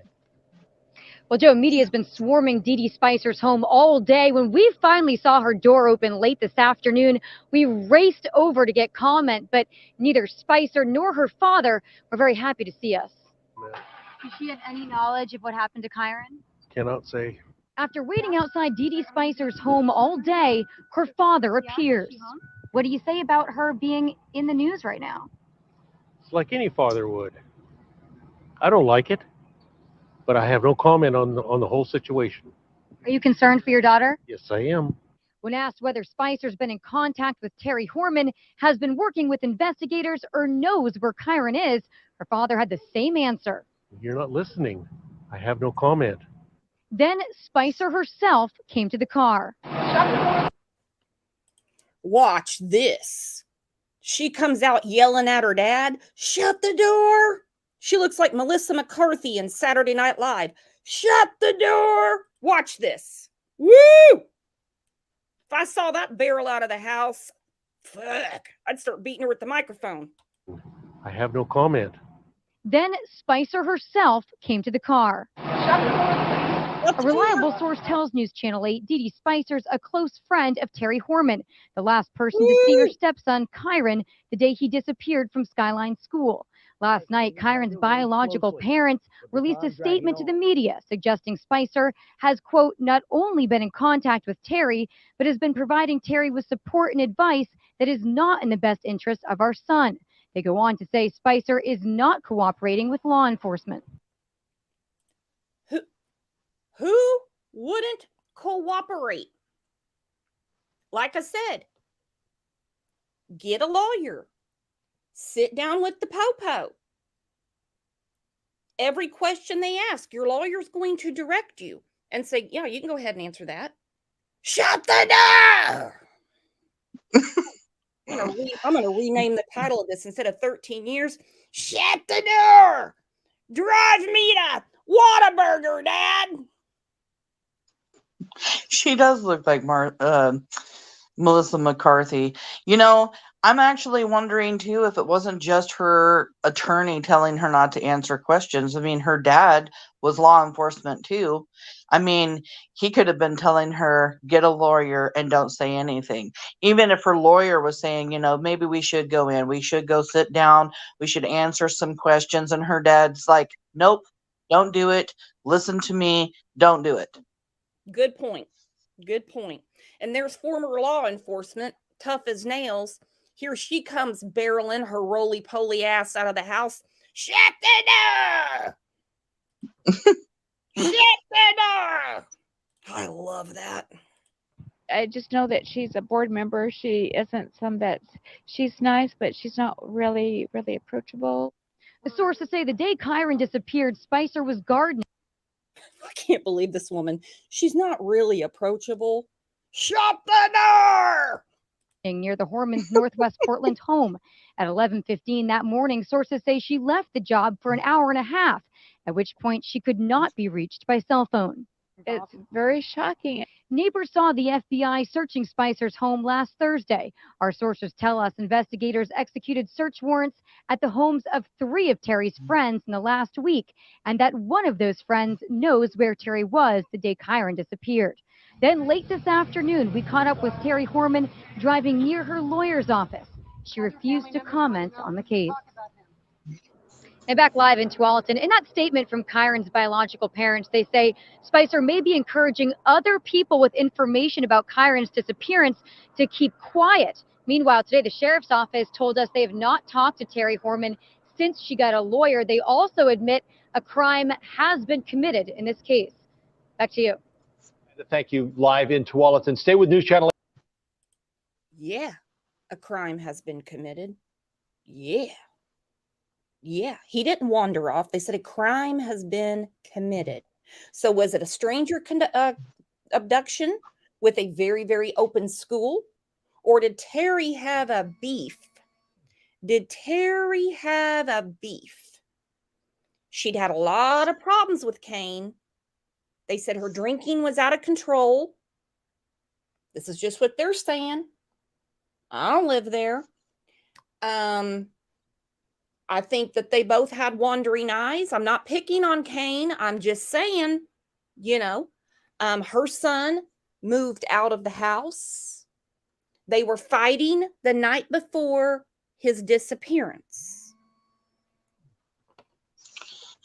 Yeah, and talking about Kane, in the very beginning, he's asked how they were getting along and stuff, and he says they were getting along just fine. Everything was fine.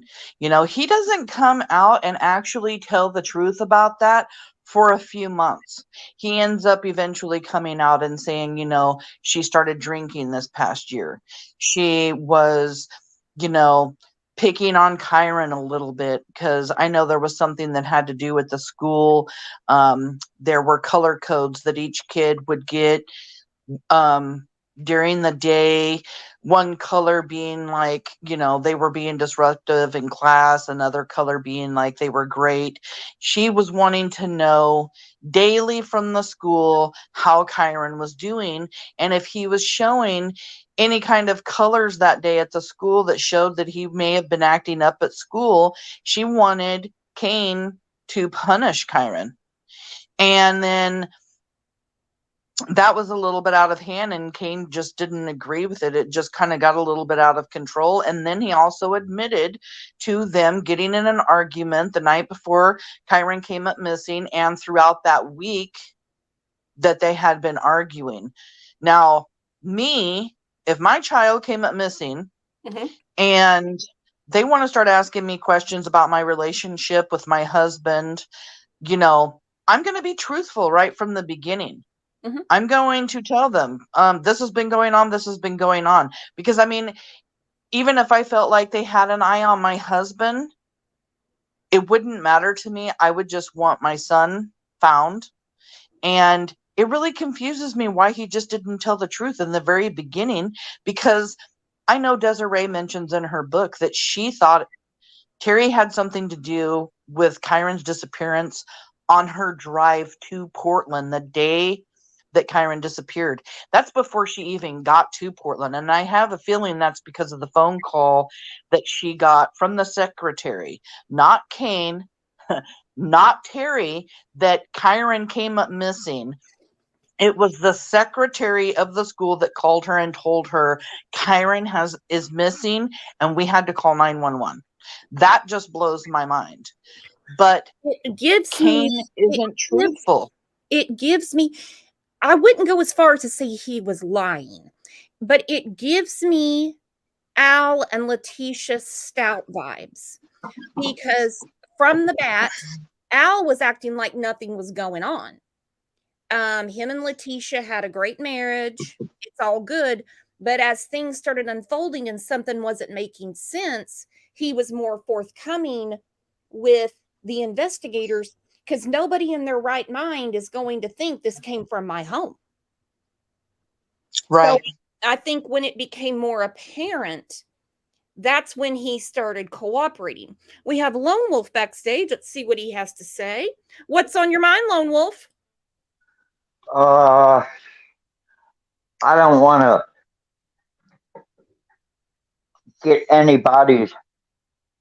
destroy anybody's hopes or anything. I remember as far as when Kyron first came up missing. And yes, this has all the vibes of Letitia Stout. The one piece of missing evidence as far as that has never been fully answered for me is Kyron's missing red wagon. Red wagon? Yeah. Well, they didn't take the wagon. Kyron had a little red wagon, and it came up missing. Do you know anything about a wagon, Samantha? No, I have heard about a recycling bin that possibly was missing from the home. I don't know if that is rumor, speculation, or truth. I just want to throw that out there. I have also heard about a missing suitcase. Can I ask you where you heard about a red wagon? Because I would really like to know about the red wagon. I heard it in the very beginning, as far as when Kyron came up missing, and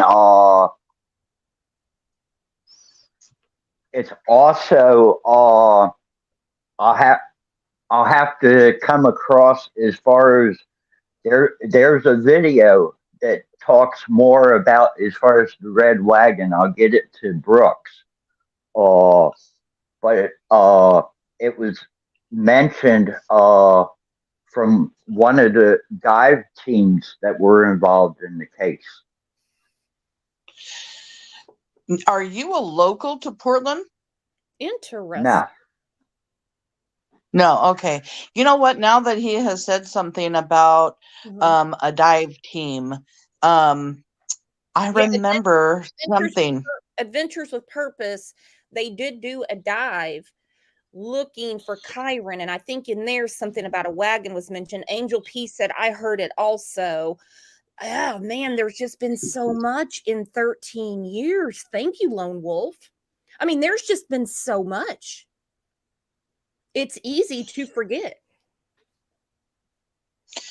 Yeah, I remember when I heard about one of the recycling bins coming up missing, I was deep diving for weeks and weeks and weeks about it, because I was like, well, you know, a recycling bin, it's huge. I mean, it would be, excuse me for saying this, I hate even saying it, but you could fit a boy's body in a recycling bin, especially the ones like we have here in the Northwest. They're like big garbage cans. And when we say deep dive around here, we go deep dive. We're doing a deep dive. Right, Lone Wolf? Yeah. Okay, he's skipping that. That's all right. Well, I personally have a unique investigation way of doing things. And it's all tied, as far as to my life, as far as with being disabled and everything. And because I've always had to work 10 times harder, as far as to just try to be normal within society and everything. And I have a totally different belief system. But my belief system hits a fine line, as far as between everybody. I hit middle ground. I try to remain as neutral and open-minded about everything. Oh, you have to. You have to. If you just have like tunnel vision, you're gonna miss so much. Look at my ass. I missed the whole wagon in my deep dive. Well, see, and when cases come back up after years, there's certain things trigger my memory back to the beginning of the cases and everything. And it just, when I used the 5 W's, okay, in the investigation type thing, but there's also a H that is used within the investigation techniques.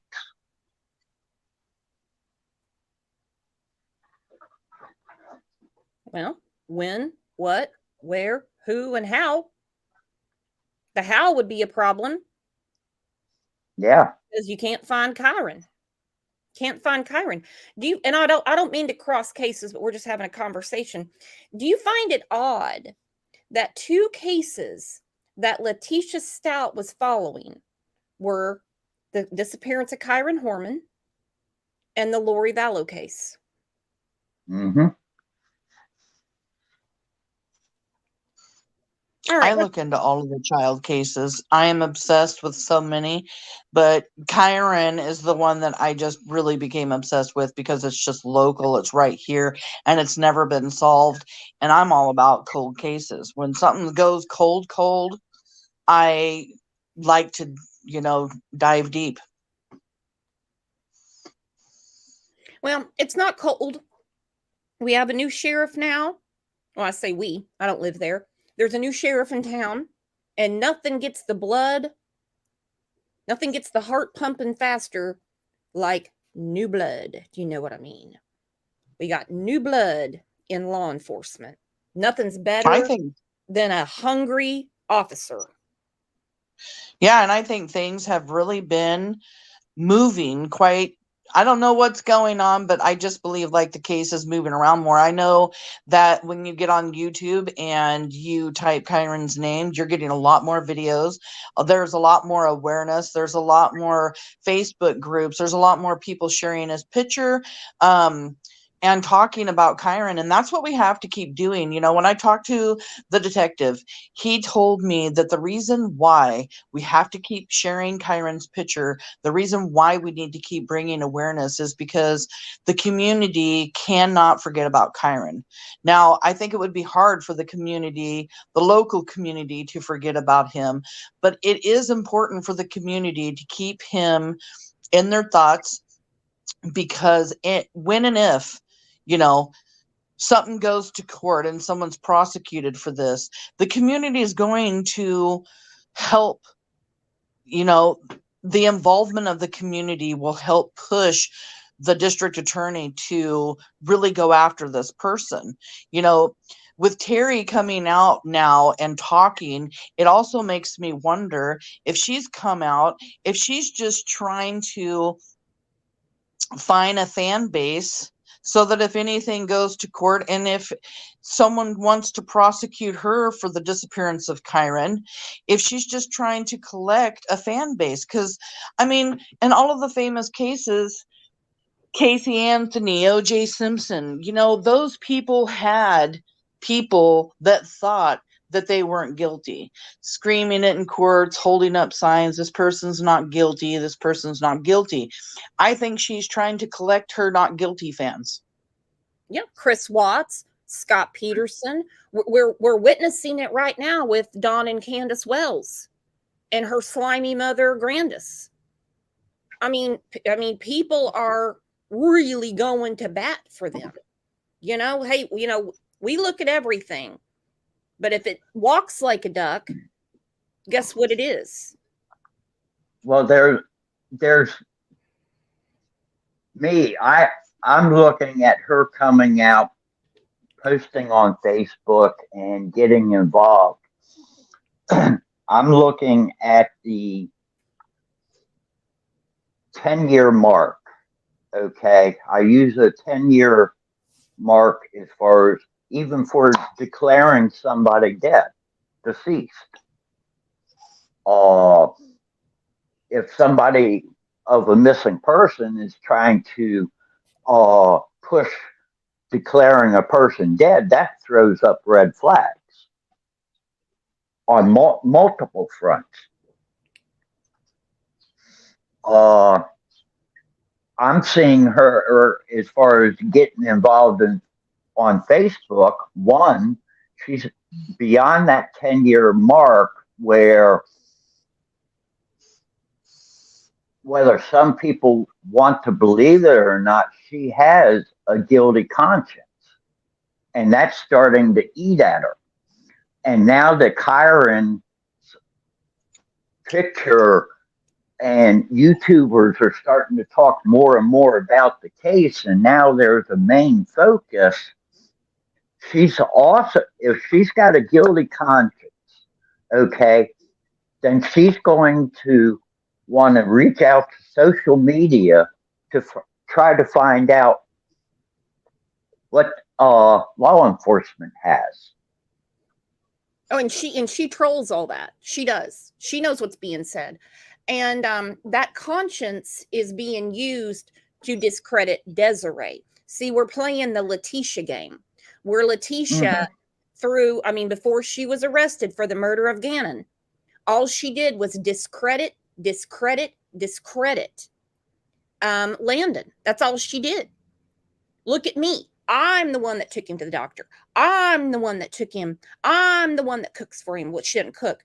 I'm the one that does this. I do the laundry. I'm the one that takes him to school. I'm the one, all that stuff. Look at me. Look at all our pictures. I did everything. That's what Terry's trying to do. Terry is trying to show everybody, I took care of him. She didn't. And it's going to work for a few people, but guess what? Those people aren't law enforcement. They're not the judge, and they're not ultimately going to be on a jury. Let's look at this real quick. Terry Horman, Kyron's stepmother, was the last known person to see the second grader on June 4th. I believe. Okay, again. And Terry's on the show, not this show. They said she was the last known person to see him. They have always said that. Not and nobody at the gym, not the teacher, not the janitor. They've always said she's sitting right there in the studio and she doesn't even correct it. Go ahead, Samantha.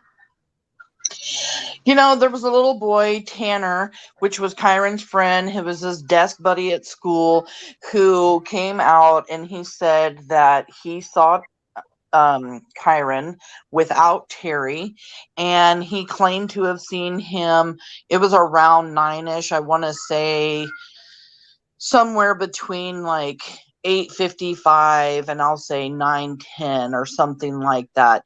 And he was on the news talking about Kyron and everything else. But like you're saying, they keep saying she was the last person to see Kyron alive. So was the police able to discredit Tanner's, sighting of Kyron without Terry during that time? Did Tanner get the time wrong? Did say Terry had to go to the bathroom and change the baby's diaper, and Kyron was just walking around, waiting for Terry to come out of the bathroom after changing a diaper or something, and that's when he saw her. So many people want to say, no. Tanner was the last one to see Kyron, and he saw him without Terry. That means that Terry couldn't have taken Kyron. No, it doesn't. I mean, if he's a second grader in Kyron's class, he's the same age. He's around 7 years old. I have a granddaughter. She's 8 years old. She can tell time, but she's not great at it. You could ask her, what she did, and she, like, just the other night, my mom woke me up at 8 a.m. to get ready, or 1 a.m. in the morning to get ready for school. And I said, honey, your mama didn't get you up at 1 a.m. in the morning. Oh, well, maybe it was 6 a.m. So she still gets confused about time. And I am not going to 100% believe a 7-year-old little boy knew exactly what time he saw Kyron Horman without Terry in the school. I'm not. And that's the only one witness that I know of that could even possibly fit in that timeline that may have seen Kyron. But like I said, Terry could have been in a bathroom changing the baby's diaper when he saw Kyron. The time I just don't think fit, and I think that's why police still say she was the last one to see Kyron alive. They wouldn't have gone after Terry and Dee Dee and still stay on their trail if that added up. And lots of people see lots of things. And it fits in there somewhere, but you also have eyewitnesses from the parking lot that saw him walk out with her. Now, right, and the bus driver. Total lies. People say those are total lies, but why would they lie? Nobody thought anything of it because he had a doctor's appointment that day. Yeah, and one of the witnesses was the bus driver. And there are people out there, well, then why, when the bus driver, stopped with Terry and Kane out there at 3:30, why wouldn't he have just said to Terry, well, I saw you walk off with Kyron earlier this morning. He was with you. Well, they keep thinking that there was only one bus driver, but there's not just one bus driver. There's two. There's a morning bus driver and an afternoon bus driver. And the morning bus driver was the one who came forward and said that they saw Terry leave with Kyron. So that can't be manufactured. So why does she not argue with people and say, no, I wasn't? But listen, she just sits right there. She's more concerned about other things. So just listen to this, and we're going to come back to that. It's very important. That Terry Horman knows where Kyron is. Stepmom Terry Horman remains at the center of the investigation. Now, Kane Horman has filed for divorce and also slapped Terry with a restraining order. She talked about failing polygraph. The story to her and the story to me in multiple different occasions didn't line up. Is Terry a drinker? I believe that she was, yes. Did she get a DUI? I believe it was a DUI and also child endangerment. Her son was in the backseat. She put down in writing that her and Kane were up until 3 a.m. fighting about their marital problems, that she had told him she was done with it all. Okay, now these are the emails that are spoke about quite a bit. These emails were shown to Kane and Desiree, from my understanding. She was on the Today Show in November of 2010. They were shown to her. They did a full search of computers and everything. In these emails also, Terry expresses a deep resentment for Kyron. And I mean a deep resentment she had for him. Terry denies these emails. The only people that can authenticate them would be law enforcement. Hell, I can't. Some people say Desiree's lying about them. Totally. I totally believe, regardless of the marriage, regardless of what was going on in this toxicity, they want the right person arrested, prosecuted, and convicted for the disappearance of their son. And they talk a lot with the authorities. I don't know why people say that she's making all this up. I don't get it. Terry has every right to sue her. If she's lying about all this stuff, Dr. Phil is a global audience. Why doesn't Terry just sue her? Just sue her. Desiree had a lawsuit, a civil suit, and she was told to drop it because it was going to interfere with the criminal investigation. I hope if things don't shake out with this sheriff, I hope she picks it back up. Now, mind you, well, and maybe that's why Terry hasn't went and, sued Desiree, because it's going to bring up, the same stuff. And the reason why Desiree dropped it, because it's going to, she's going to have to answer a lot of questions and stuff that she may not want to answer. And I would love to see those emails. I would love to see them. And like you're saying, why would Desiree make it up? If she is making it up, she's hindering her son's case. But why would a mother do that? Why would a mother do that? She wants the end result. This is her life mission. It's not just a it's not just, a hard on for Terry. It's she wants a resolution. She already knows the end. She already knows, but she wants cuffs. She wants jail cells. She wants trials, and it's long coming. So these emails were shown specifically to Kane and Desiree, and this is actually not uncommon in cases. There's one going on right now, and no, it's not the Summer Wells case, where the family was invited in and they said, we will show you everything we have right now. And they said, when we're ready, we will do that. We trust what you're doing. She was moving back to Roseburg. They were getting a divorce, and it was going to be Friday, the day that Kyron went missing. So you think that she might have done something to Kyron to hurt Kane? Yes, definitely. Okay, think about that again. She said she was effing done. She was moving back to Roseburg.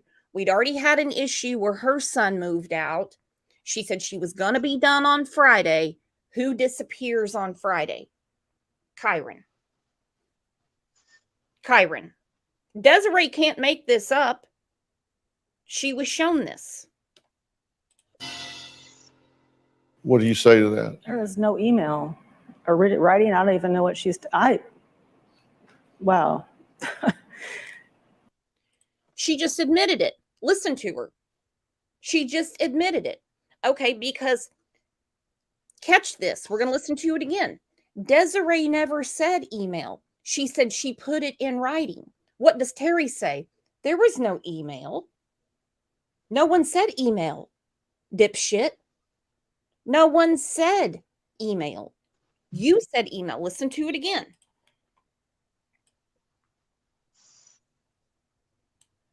Out their marital problems, that she had told him she was done with it all, that she was moving back to Roseburg. Child endangerment. Her son was in the back seat. She put down in writing that her and Kane were up until 3 a.m. fighting about their marital problems, that she put in writing, Desiree says. She put in writing. When confronted with this, Terry said there was no email because it was an email. Because she knows. Had told him she was done with it all, that she was moving back to Roseburg. They were getting a divorce, and it was going to be Friday, the day that Kyron went missing. So you think that she might have done something to Kyron to hurt Kane?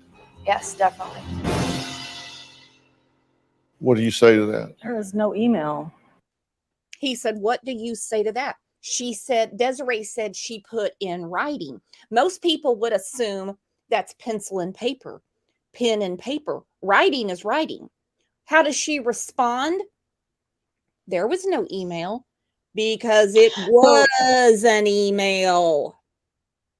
So was Terry being shown a clip from Dr. Phil's show with them on there when she answers this question? Is that what that is happening in this? Yeah, she's responding to Desiree saying she put it in writing. And she Yeah. There was no email.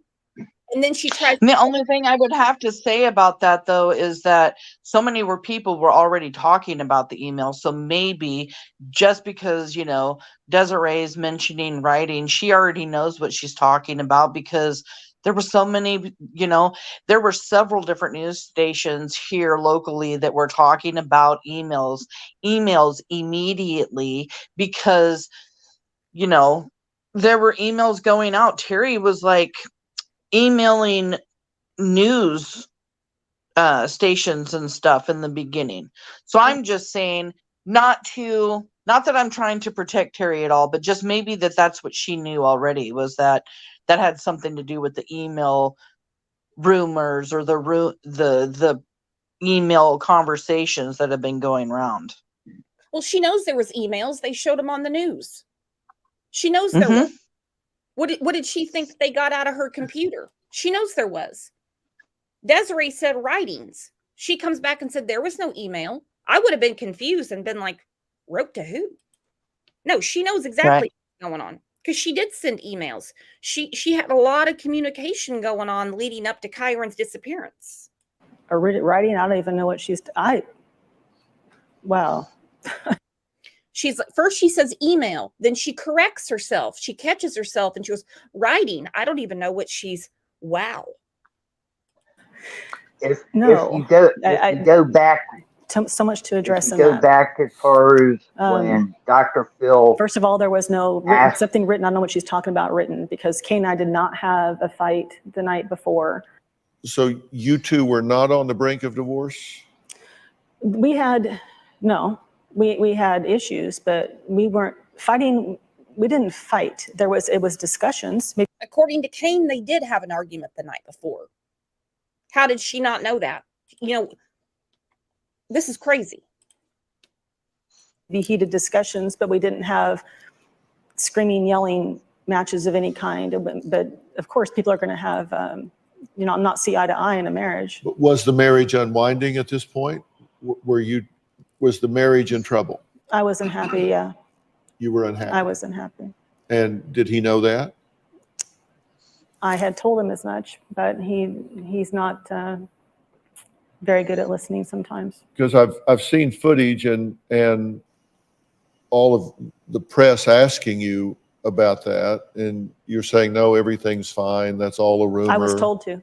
I was told by law enforcement when that particular thing they told me, if you get caught by the media for any reason, if they come on you and you're not expecting it, just whatever you can make up at the time. Okay, I don't believe this for one red hot second. Now, we do know, because we have a lot of cases on this channel, that family members of victims are told by law enforcement, you have to be careful with the media. You have to be careful with social media. You have to be careful with YouTube. They're not your friends. They will edit, they will clip, they will twist.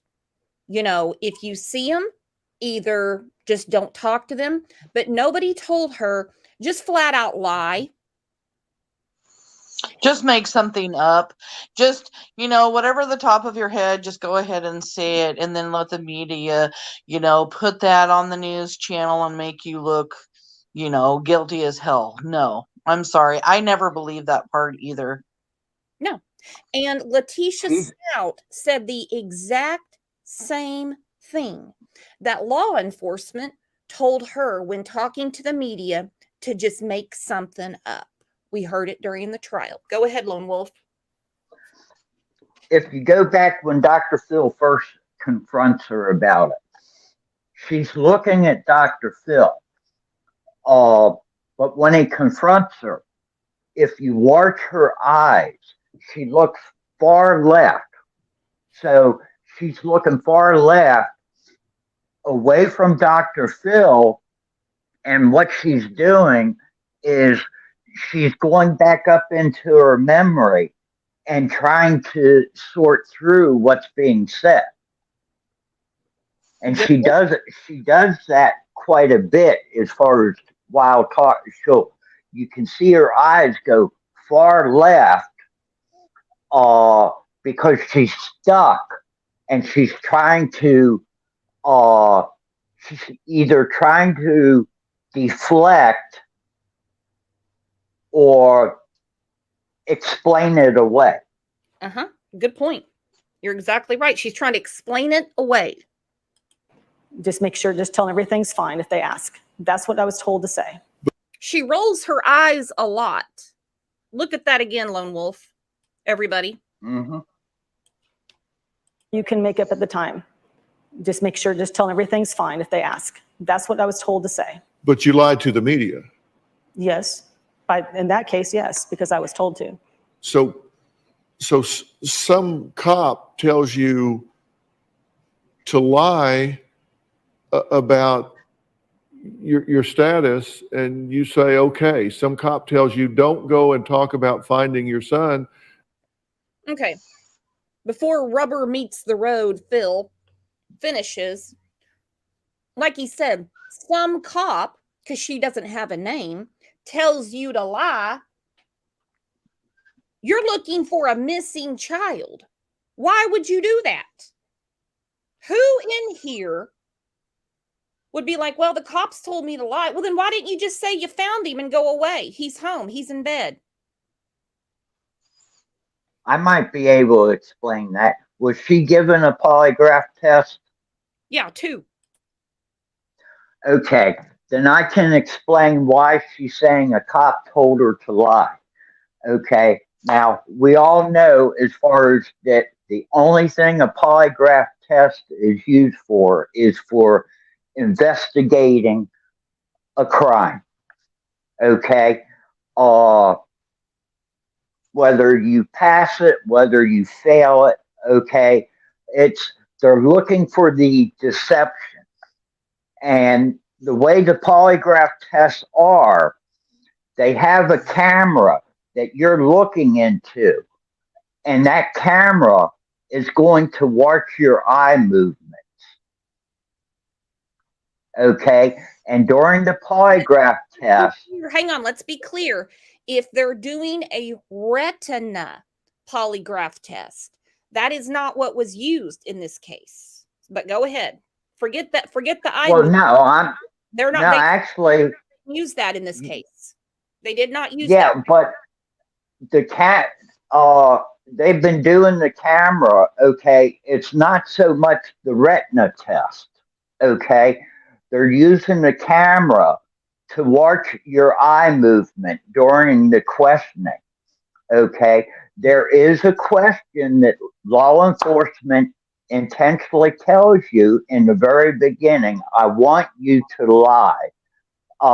Whether it's the truth or not, I want you to lie. And this is so they can see as far as how to look at the way the graphing is going. Mm-hmm. Well, how would they know you're telling a lie? How do you, I mean, think about it.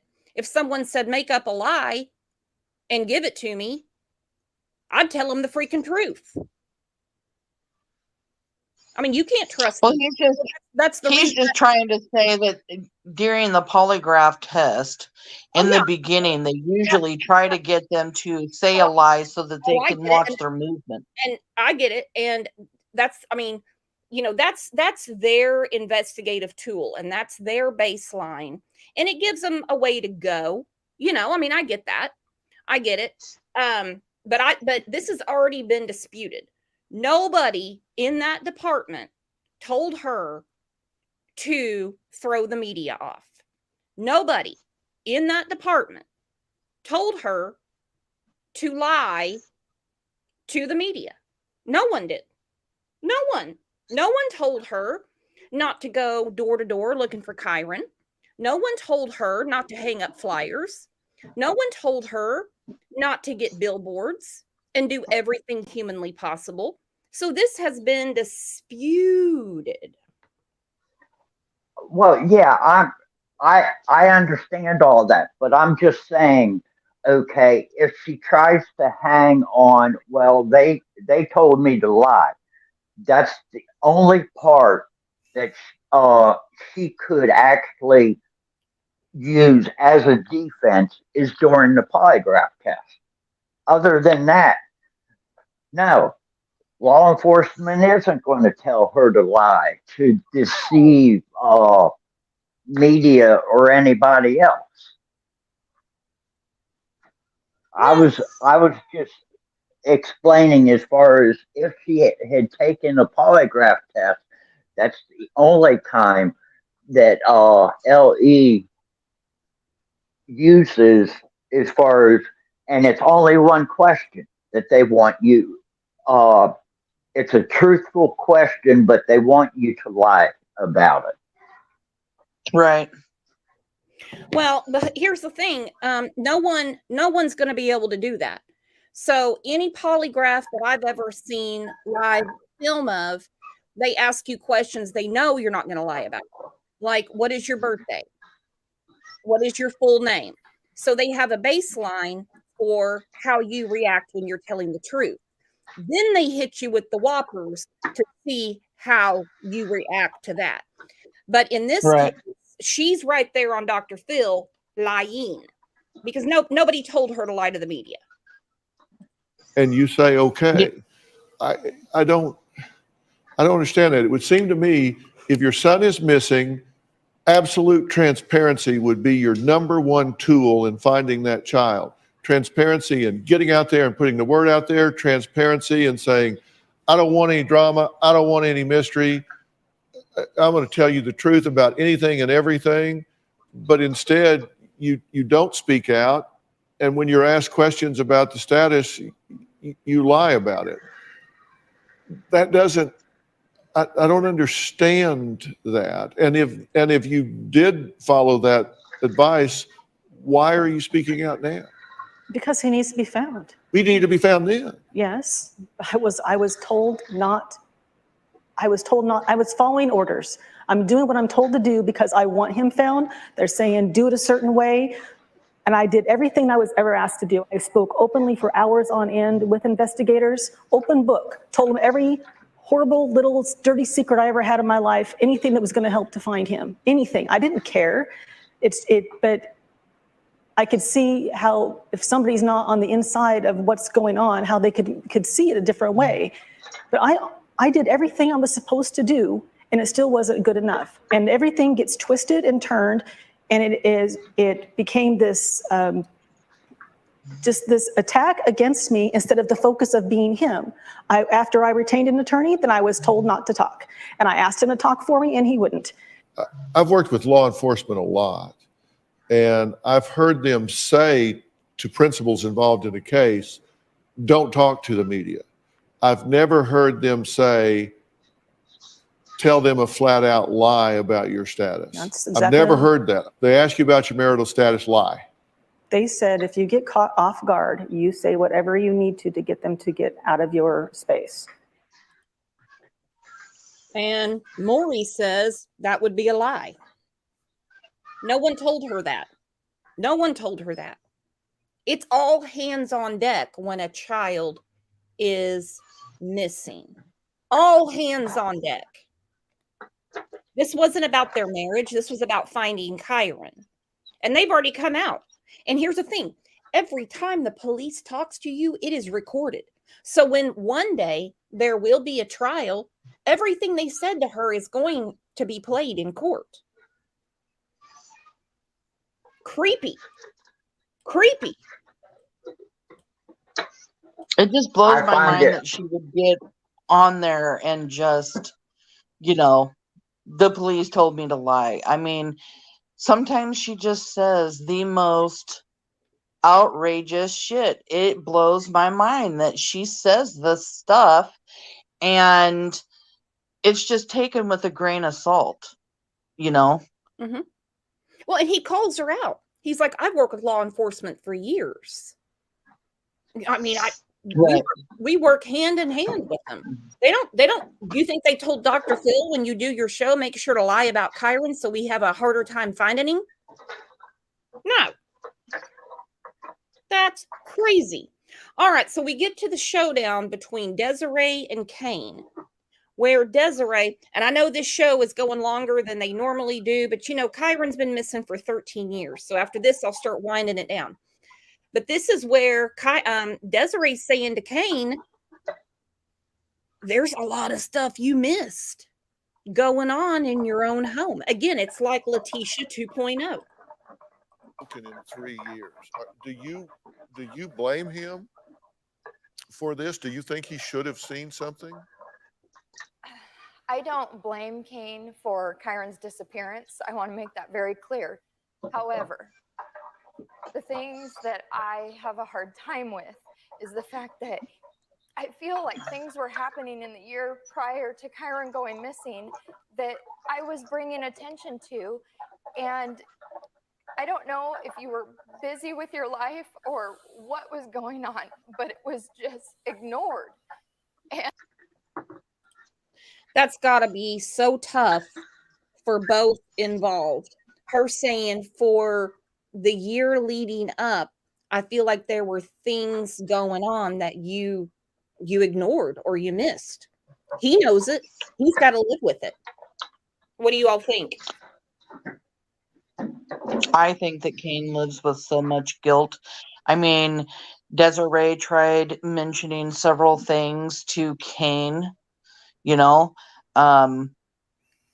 at one point, Terry tells Kane, we need to just let Desiree take Kyron. He says no, and then Kyron comes up missing. I mean, look at his face right there. He's completely agreeing with Desiree.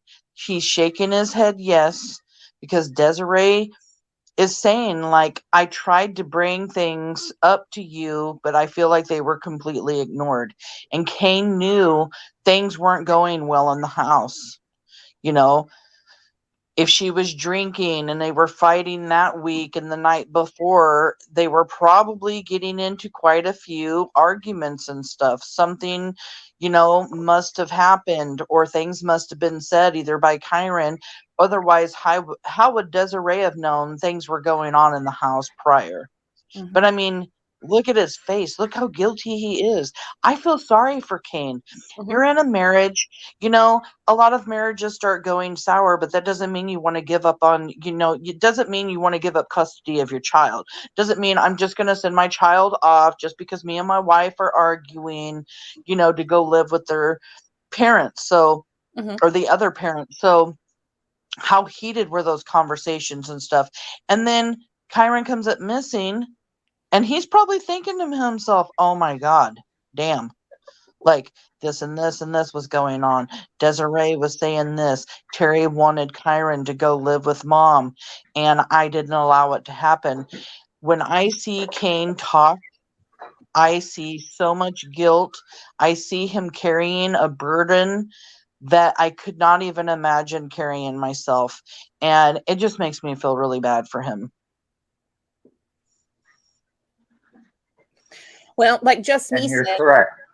Just Me said he knew it was bad, but not dangerous, because, people have twists, turns, and bumps in their marriage, but they don't think this person's going to kill my child. And part of Kane not wanting to release the lasso is because he would be ordered to pay Desiree $1,200 a month again in child support. So it's sort of a twofold there. So he wants to work through his marriage. He's trying to be the fixer. And there's some situations you can't fix when you have a resentful psychopath around you. And they're really good at masking it. They're really good at hiding. And I feel like in that, we failed Kyron. We didn't protect him. That's interesting. A lot of the dialogue was more between you and Terry than you and I. She made deliberate attempts to put herself in the middle of the communication. So your emails, I never saw your emails. Her and I never spoke about them. And this is again, okay? And I had the same relationship with my ex-husband's wife. I spoke to her more than I did him. We saw it with Al, and she's a wonderful person, by the way. She's a wonderful woman. We saw the same thing with Al and Letitia. He was like, you talked to Landon more than I did. You talked to her more than I did. He's like, I didn't know about all these emails. I didn't know.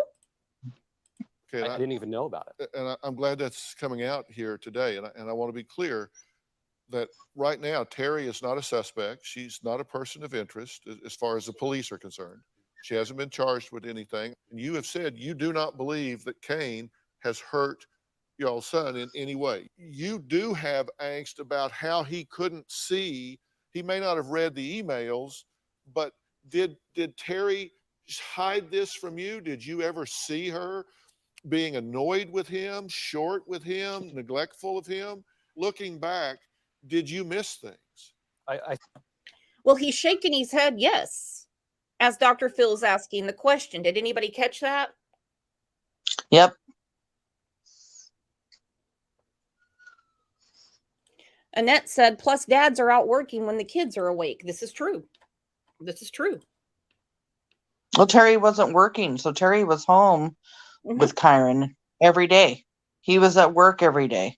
I've got 2 daughters right now that are stay-at-home moms, and I know how frustrating it is to take care of kids and be home all day. I was a stay-at-home mom with 3 kids. It's not easy to be a stay-at-home mom. Very hard. And things do, you get frustrated. And if you start drinking and you're frustrated, that's going to add to the stress. Because you're going to have a hangover the next day. You're not going to be feeling good the next day. You're going to want to sleep in the next day, and you can't. Because now you have a 7-year-old that you have to get to school every day, and you're taking care of an 18-month-old baby. Yep. And there was a lot of talk that Terry could have been going through postpartum depression. which is, I went through it. I've had both of my daughters go through it, and it's a hard thing to go through.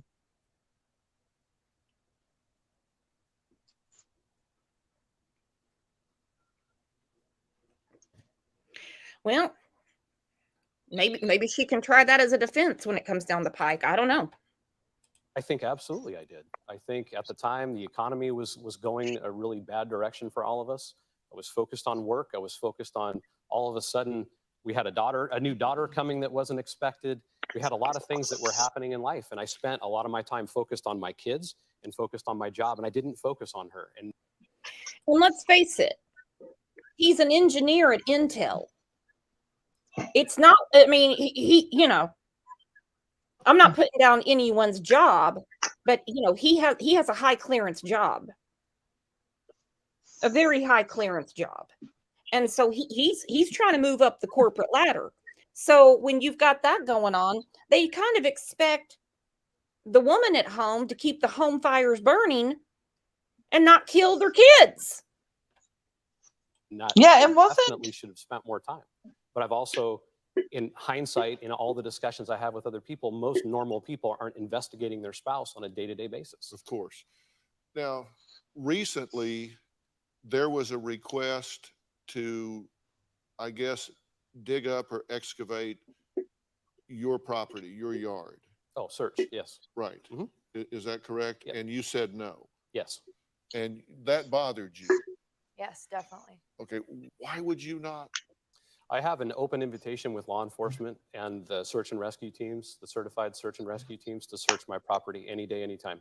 When I was called, I said no to the private search, but I immediately said, and I will continue to say right now, anytime the sheriff's office and the search and rescue teams want to come with their dogs, it's already, my property, I'll qualify with, my property's been searched more than the school has probably. Okay, and I really hope people understand that. And I don't mean in here because, well, we have a different sense of common, if you know what I mean. A lot of people give Kane hell for not letting this private search go on or whatever. Well, he said there's an open invitation. Anytime the sheriff's office want to come here, they can. It's been searched more than the school. Anytime they want to search, they can come here. They can come here.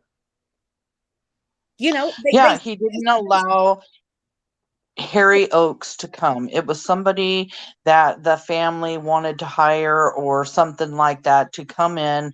It was, he has solved some cases, some missing person cases, but I mean, you can get on there and you can read up some of his reviews.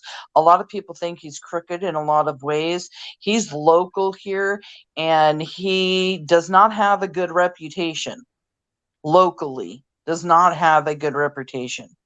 And if I were Kane, I wouldn't want a private person coming in either. I would say if the sheriff wants to come in and search my property with their teams, come on in. I mean, I just understand it. I guess that's what I would have to say. But you start involving other people coming in on your property and everything else, whether they found something or not, it could cause problems in the investigation. And Harry Oakes has already came out and said that his dog smelt the scent of death near Kane's property or something like that. Don't quote me, but I know he said something about the smell of death that his dog like pinpointed on in that area or something. But like I said, he does not have a very good reputation locally. He also said the marina. Well, I mean, come on. I mean, I'm sure he's a nice guy. I'm sure he does great work, and I'm sure he's helped some families. But Kane's being advised by law enforcement that have explained the United States Constitution and the way that law enforcement rolls. And the way it rolls is there is something called chain of evidence, chain of custody. And if some random person's digging up your backyard, it might not be something they can use. And he's like, they have an open invitation. My house has been searched more than the school.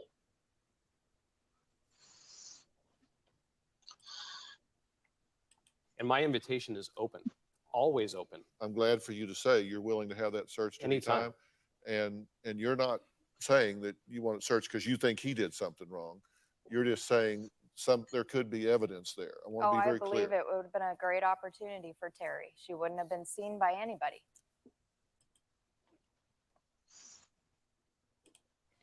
And that's Desiree's stance. I think it would have been a great opportunity because nobody would have seen her. She's always wondered, well, from this clip anyway, she could have changed her mind by now, if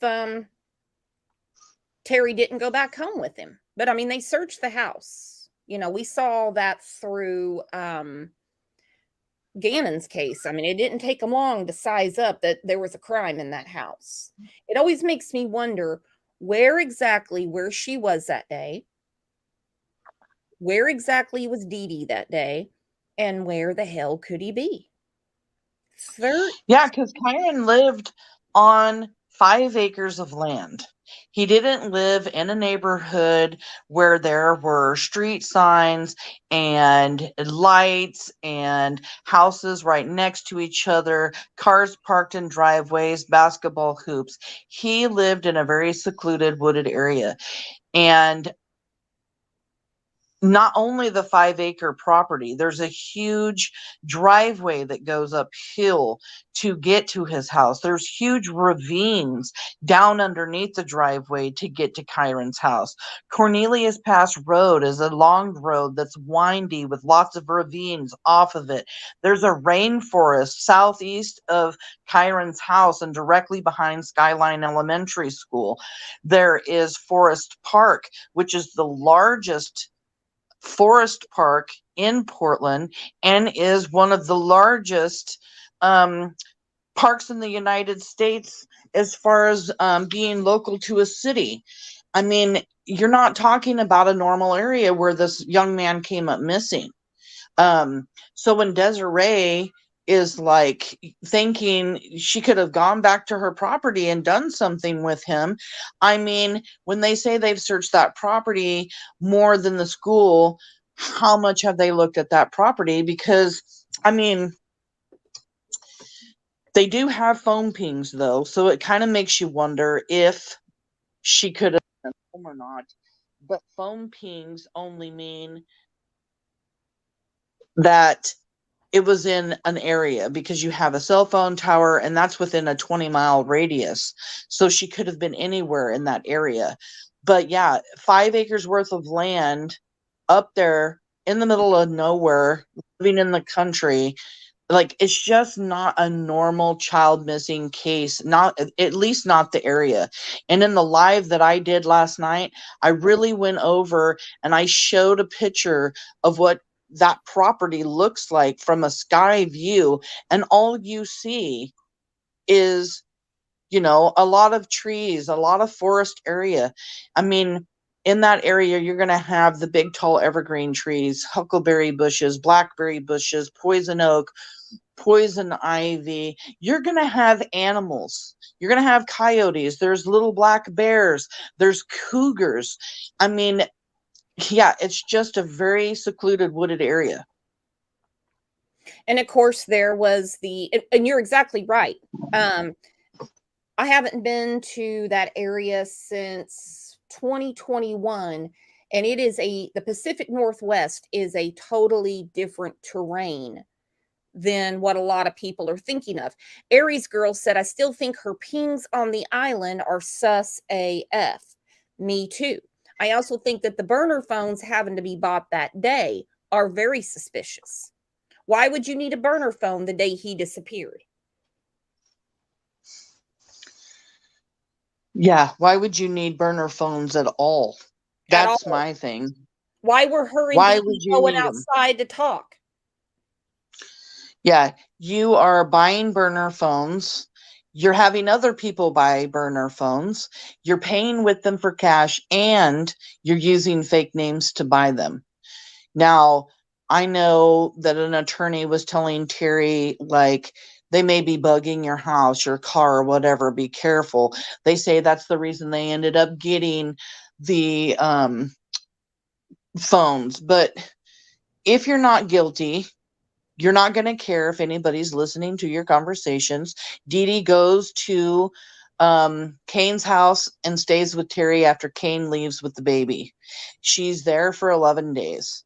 And they're there acting like it's some kind of slumber party. They're sexting some guy that is Kane's old friend from high school. They're going in the backyard to talk because they're worried that they could be being listened to by law enforcement. They're talking on these phones. I just don't get the phones. Like, if you're not guilty, who cares? And yeah, so maybe you don't want people to hear. Maybe they may take something that you say, misconstrued it in a way that makes you look guilty. I just cannot come up with any excuse to having to buy burner phones.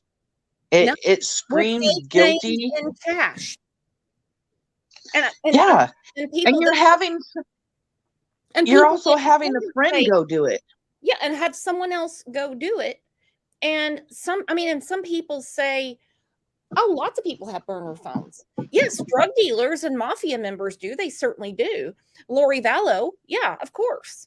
But it's always for shady business. Everybody else, they have just a regular phone.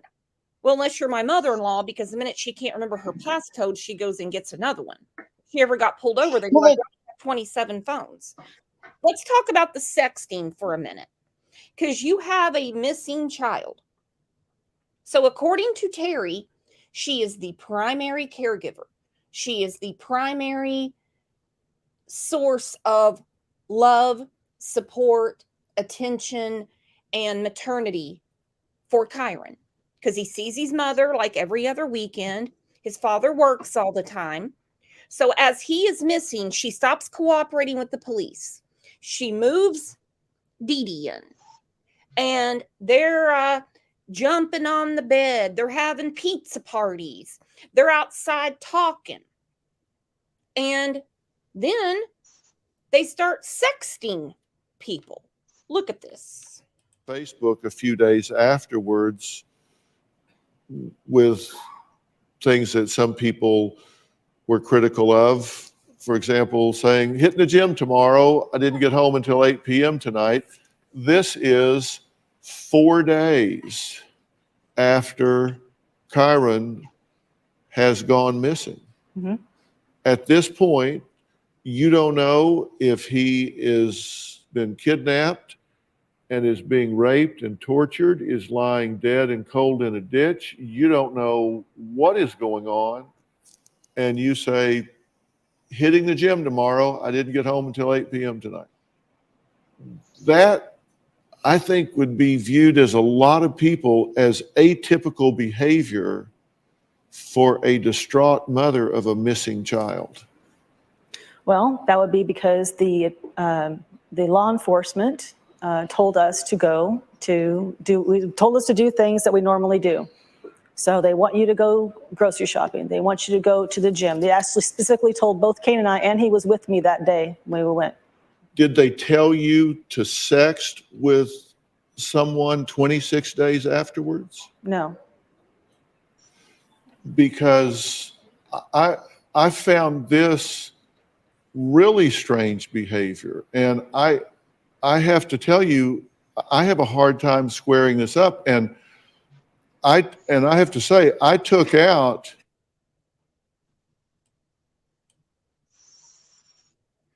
She says, hang on. Really strange behavior. And I have to tell you, I have a. This is at 10:22 p.m. Whatever, like I'm going to get any ever again. Okay, so she's talking about sex.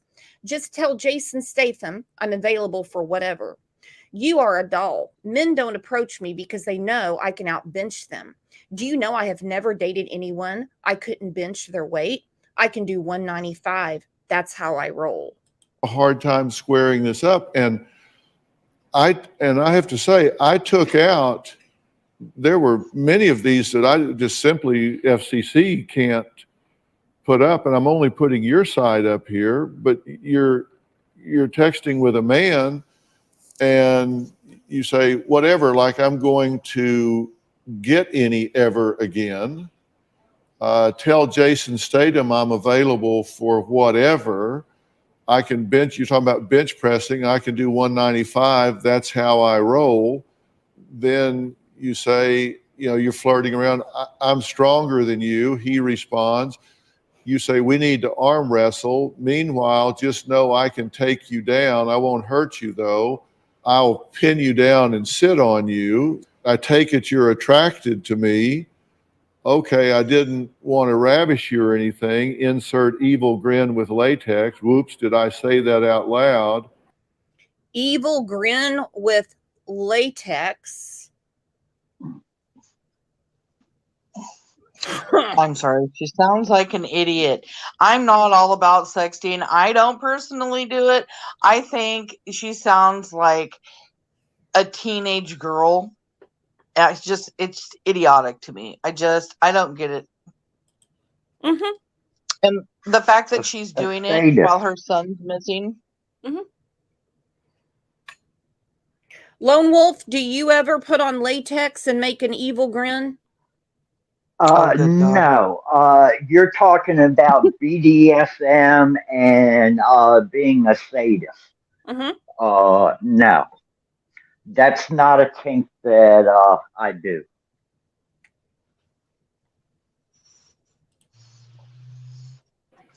If you didn't have your son tonight, I would show you what I think of you. I may have to clear it with the boss.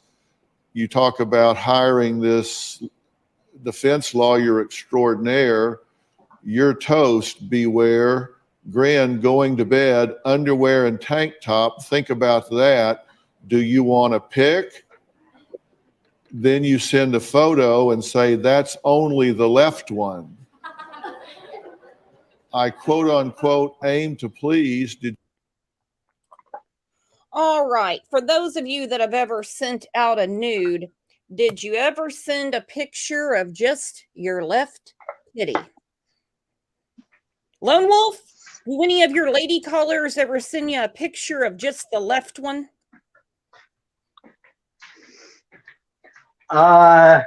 If I'm going to see anything like that, it's going to be in person. Okay. What would you do if somebody said, I'm just going to show you the left one, Lone Wolf? Well, nah, I'm going to want to see everything. That's just the left one. That's just the left one. I'm putting Samantha's channel in here again. Sub up. She does a lot of great work on Chiron. All right. And she, if you, now don't think you're going to see any boobies on there. She's a woman of her word. She wouldn't just show you the left one. Listen to this. Now, going back to the burner phones real quick, I can't see a defense attorney telling you as far as to get burner phones because law enforcement has the Stingray, okay? And the Stingray, okay, a burner phone is useless. Isn't the Stingray kind of like that big microphone thing that can pick up what's going on inside of a house? Yeah, a Stingray, you can be 2 miles away and know everything that's being said and done. Stingray has a 2-mile radius. Oh, wow. Yeah, I've actually heard about them. And yeah, they do use that. And I know that technology was out back in 2010. Yeah. Yeah, I kind of thought that the burner phones were pointless too, because I always wondered, like, why are you using burner phones in the house and stuff anyway? Because they have the technology to still listen what's going on inside of the house or the backyard.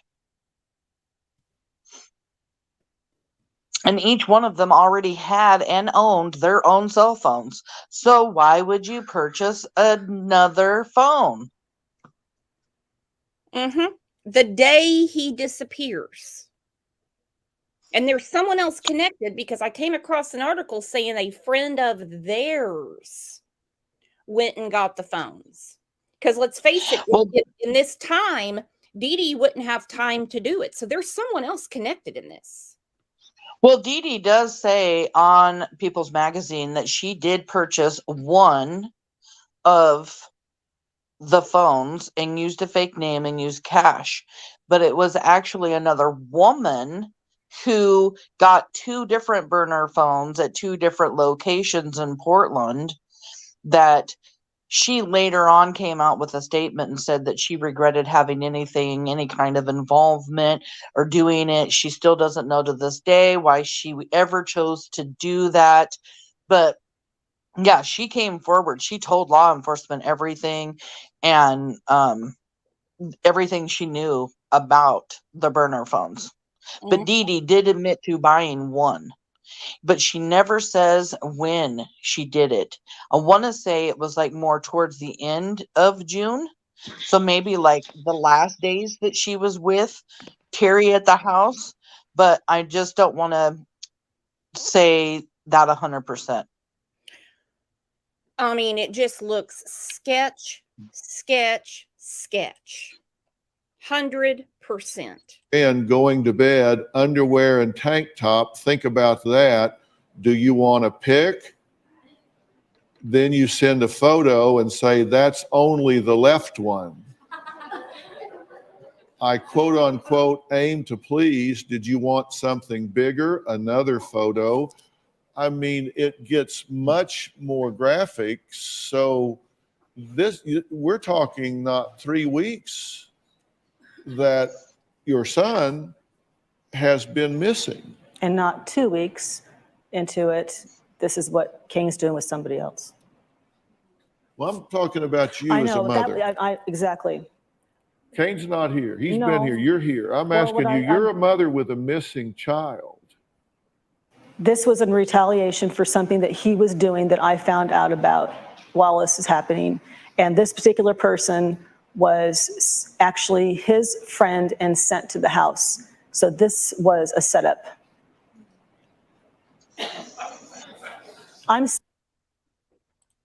Has anyone ever been set up like this before? Has anybody ever had anybody just out of the blue start texting you to see what you would do, and you whip out your left titty and send it to him? No. And I don't doubt that Kane was doing something. I don't doubt it at all. We saw it in the Gannon case. You know, Al, I mean, he reached out real quick. You know, and like Dr. Phil said, I'm talking to you. You're here. You think this is normal behavior? Nothing makes anything okay. Retaliation never works. And I've never seen any proof that Kane was doing that. I'm not saying I doubt it. I'm just saying I've never seen it for myself. He seems a little needy to me. He seems a little codependent. Saying this person came to the house. He was Kane's friend. I did this deliberately because I was angry and getting back at him. So you text and say, I'll show you what pleasure is? I had no interest in having this person in my life. This was something to screw with Kane because I was angry with him because he was doing the exact same thing with somebody else. But you apparently are trying to hide it because at one point you say, I can't talk, bugs in the house, in danger if I go outside. I want you so bad. I don't know what it is about you, but I'm very attracted to you. Give me 15 minutes and I will make you moan. I mean, and you're saying I can't do this where anybody can hear me, and you're sending very graphic photos. I mean, we're clinically graphic photos here, right? And you're saying this is for revenge? Yeah, but also by this time, we're not even together anymore. Good God. And this is the stepmom. It's the stepmom that's been the focus of the investigation for 13 years. So she doesn't want this person in her life at all. And nothing drives a man away by telling him you're going to make him moan and sending him nudes, right, ladies? They go running the other way when they're promised sex, right? What's next? Is she going to have a steak dinner? I just have to say that the one thing that I've always hated about the Dr. Phil show is that he throws his guests under the bus, and he really throws her under the bus, embarrasses her, bringing out all of these sexting, reading everything out loud and stuff. I mean, you would think, and yes, I know we're talking about someone who could have been involved with a child disappearing, and I get it, but at the same time, you invite people over to your show. But I mean, he throws her under the bus. But you do He know literally producers are advised by law enforcement. He wasn't texting with her. She didn't give that to him. So they're advised by law enforcement to get a reaction. I know a lot of people were let down by the Don and Candace Wells because they advised the Dr. Phil staff that if the minute Candace feels cornered, she's going to run and you'll get nothing out of her. Yep.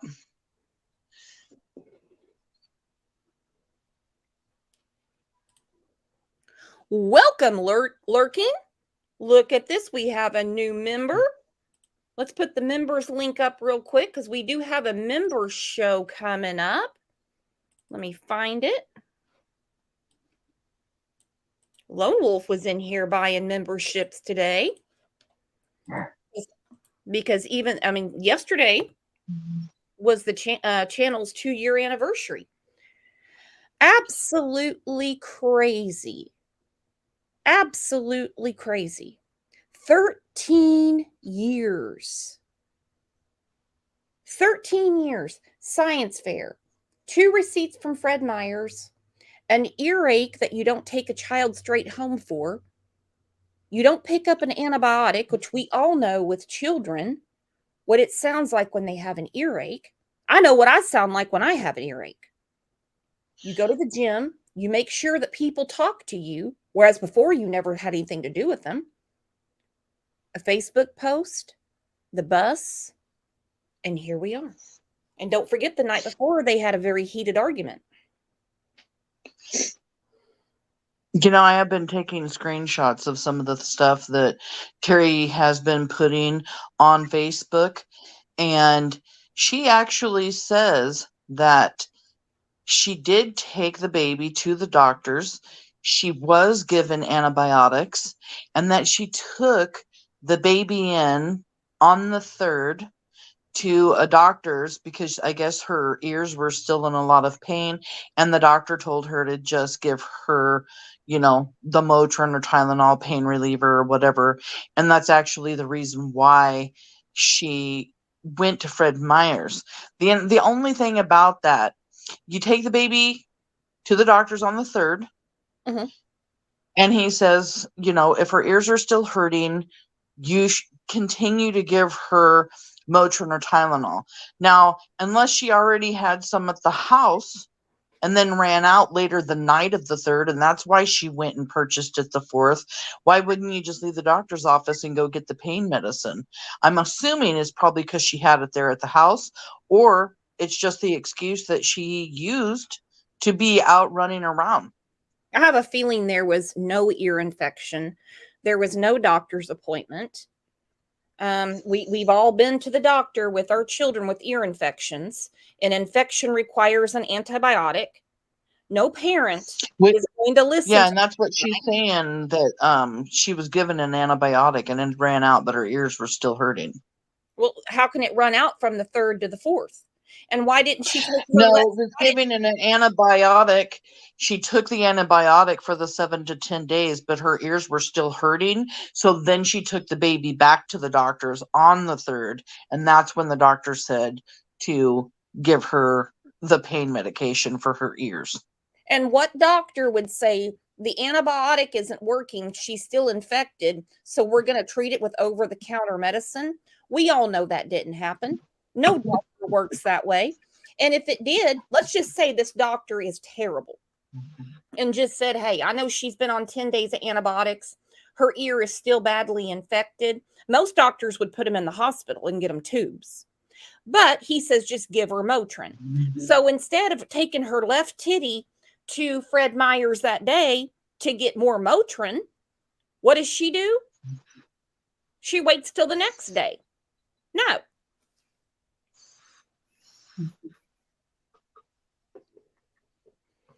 Now, something was boiling up for a long time. A long time. A friend of mine, her grandson, has had these ear infections for quite a while. I used to get swimmer's ear quite a bit, and then you would just drip some alcohol in there and it would come out. But when it's infected, it can affect your hearing. They're not going to play with that. So Right. I'm just going to mark that up that she made that up, because I promise they have those records and they know that nobody was at the doctor on June 3rd. Nobody had an appointment the next week. No child is going to have a seizure at home or seizure-like activity, whatever that means. Was he breakdancing? Come on. And not taken straight to the ER. If someone, let's just do a poll real quick. If you see your child having what is seizure-like activity, either they're having a damn seizure or they're not, would you wait a couple weeks to get them into the doctor? Or would you take them straight to the ER? Who the hell would do that? And who would tell the school that he has an appointment that day and then say, oh, no, I told him it was for next week? Well, what's it matter if it's for next week? School's not open. School was open the next week. June 4th is the day that Kyron came up missing. The following Friday, which is what she was saying, was the doctor's appointment. That was the 11th of June. And it wasn't until the 15th is when the school closed. Well, then that news So there article was school. wrong. I apologize. Then that article was wrong. Because they Yeah, there was an article that came out that said that the last day of school was the 4th. There was an article that came out that said it was the 12th. The thing about Terry having the truck, a lot of people are like, well, didn't she get the truck that day because she was supposed to pick up Kyron's science fair project on the 4th, and so why wasn't it picked up? Well, the science fair projects weren't supposed to be picked up until the 11th, at the end of the next week, not that day. So I've been trying to determine whether or not that's the reason that she did tell Kane that she needed the truck that day. Other people talk about whether or not she was doing the recycling. But in a chat that I was in with James Moulton, Terry's son, he showed text messages where Terry actually talked about doing the recycling on the 3rd and doing the recycling up at the Fred Meyers with the truck. So she had the truck on the 3rd too. When, she also used the school sometimes, I guess, to get rid of recycling because the janitor up there would let her throw stuff into the recycling bins or whatever. But in the text messages that James showed this chat, she actually says that she took the recycling to Fred Meyers. So I've always wondered about all of that stuff. The truck situation, why she really had the truck, why she had the truck on the 3rd. And I've even asked people in my group, and if anybody here wants to message Brooks and let her know if you have any information, because I'm doing my case studies right now on Terry and Dee Dee. Any information that Terry may have had the truck even before the 3rd, I would love to hear about it. It would really help some of my theories, because I've really been trying to just find out how many times did she have that truck that week. I'm putting your group in the chat right now. And also I shared her channel because she has a lot of great footage in there, and it gives you more of an understanding of the area. Yeah, and the live I did last night, I specifically wanted to paint a picture for everybody when it came to the day that Kyron disappeared and the area. I wanted to really show a whole nother perspective to people so that they really understood, you know, because there's so many people that follow this case, people from all over the world, not just locals. And I know that not everybody knows what this area looks like. So I really covered a lot of ground when it came to showing the forest area, the rainforest and forest park and stuff. So hopping over there and looking at that live would really give you a great perspective on the area. Yeah, you have great footage on there. Great footage. And I want to thank you Thank so you. much for coming up.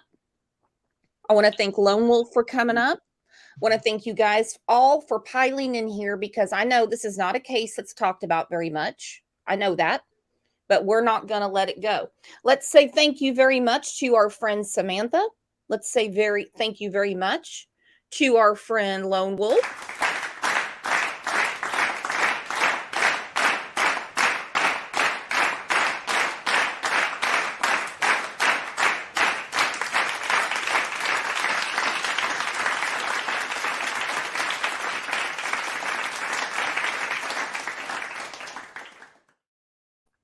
This was a great show, great conversation, and I think we went through a lot of great points.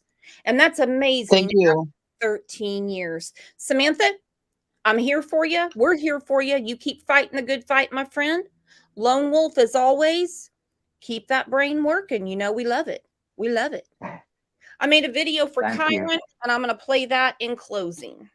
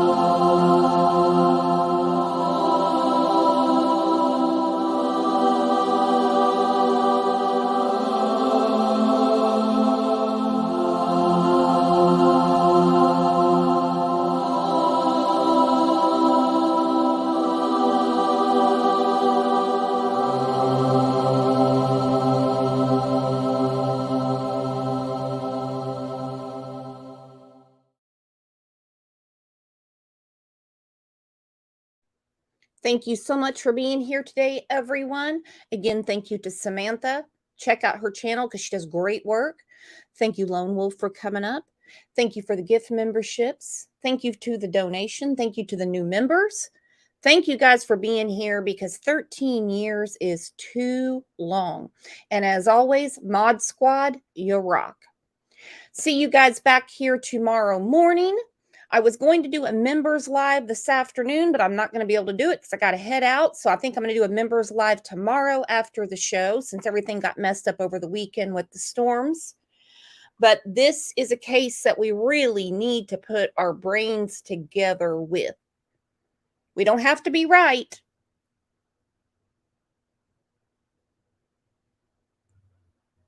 In our opinions. We just really want to get to the bottom. This little boy, well, now a grown man, deserves to be found. So I will see you guys on the other side, whether it's in Discord, one of the Facebook groups, or I will catch you tomorrow morning. You guys are the best. Thank you so much for being here.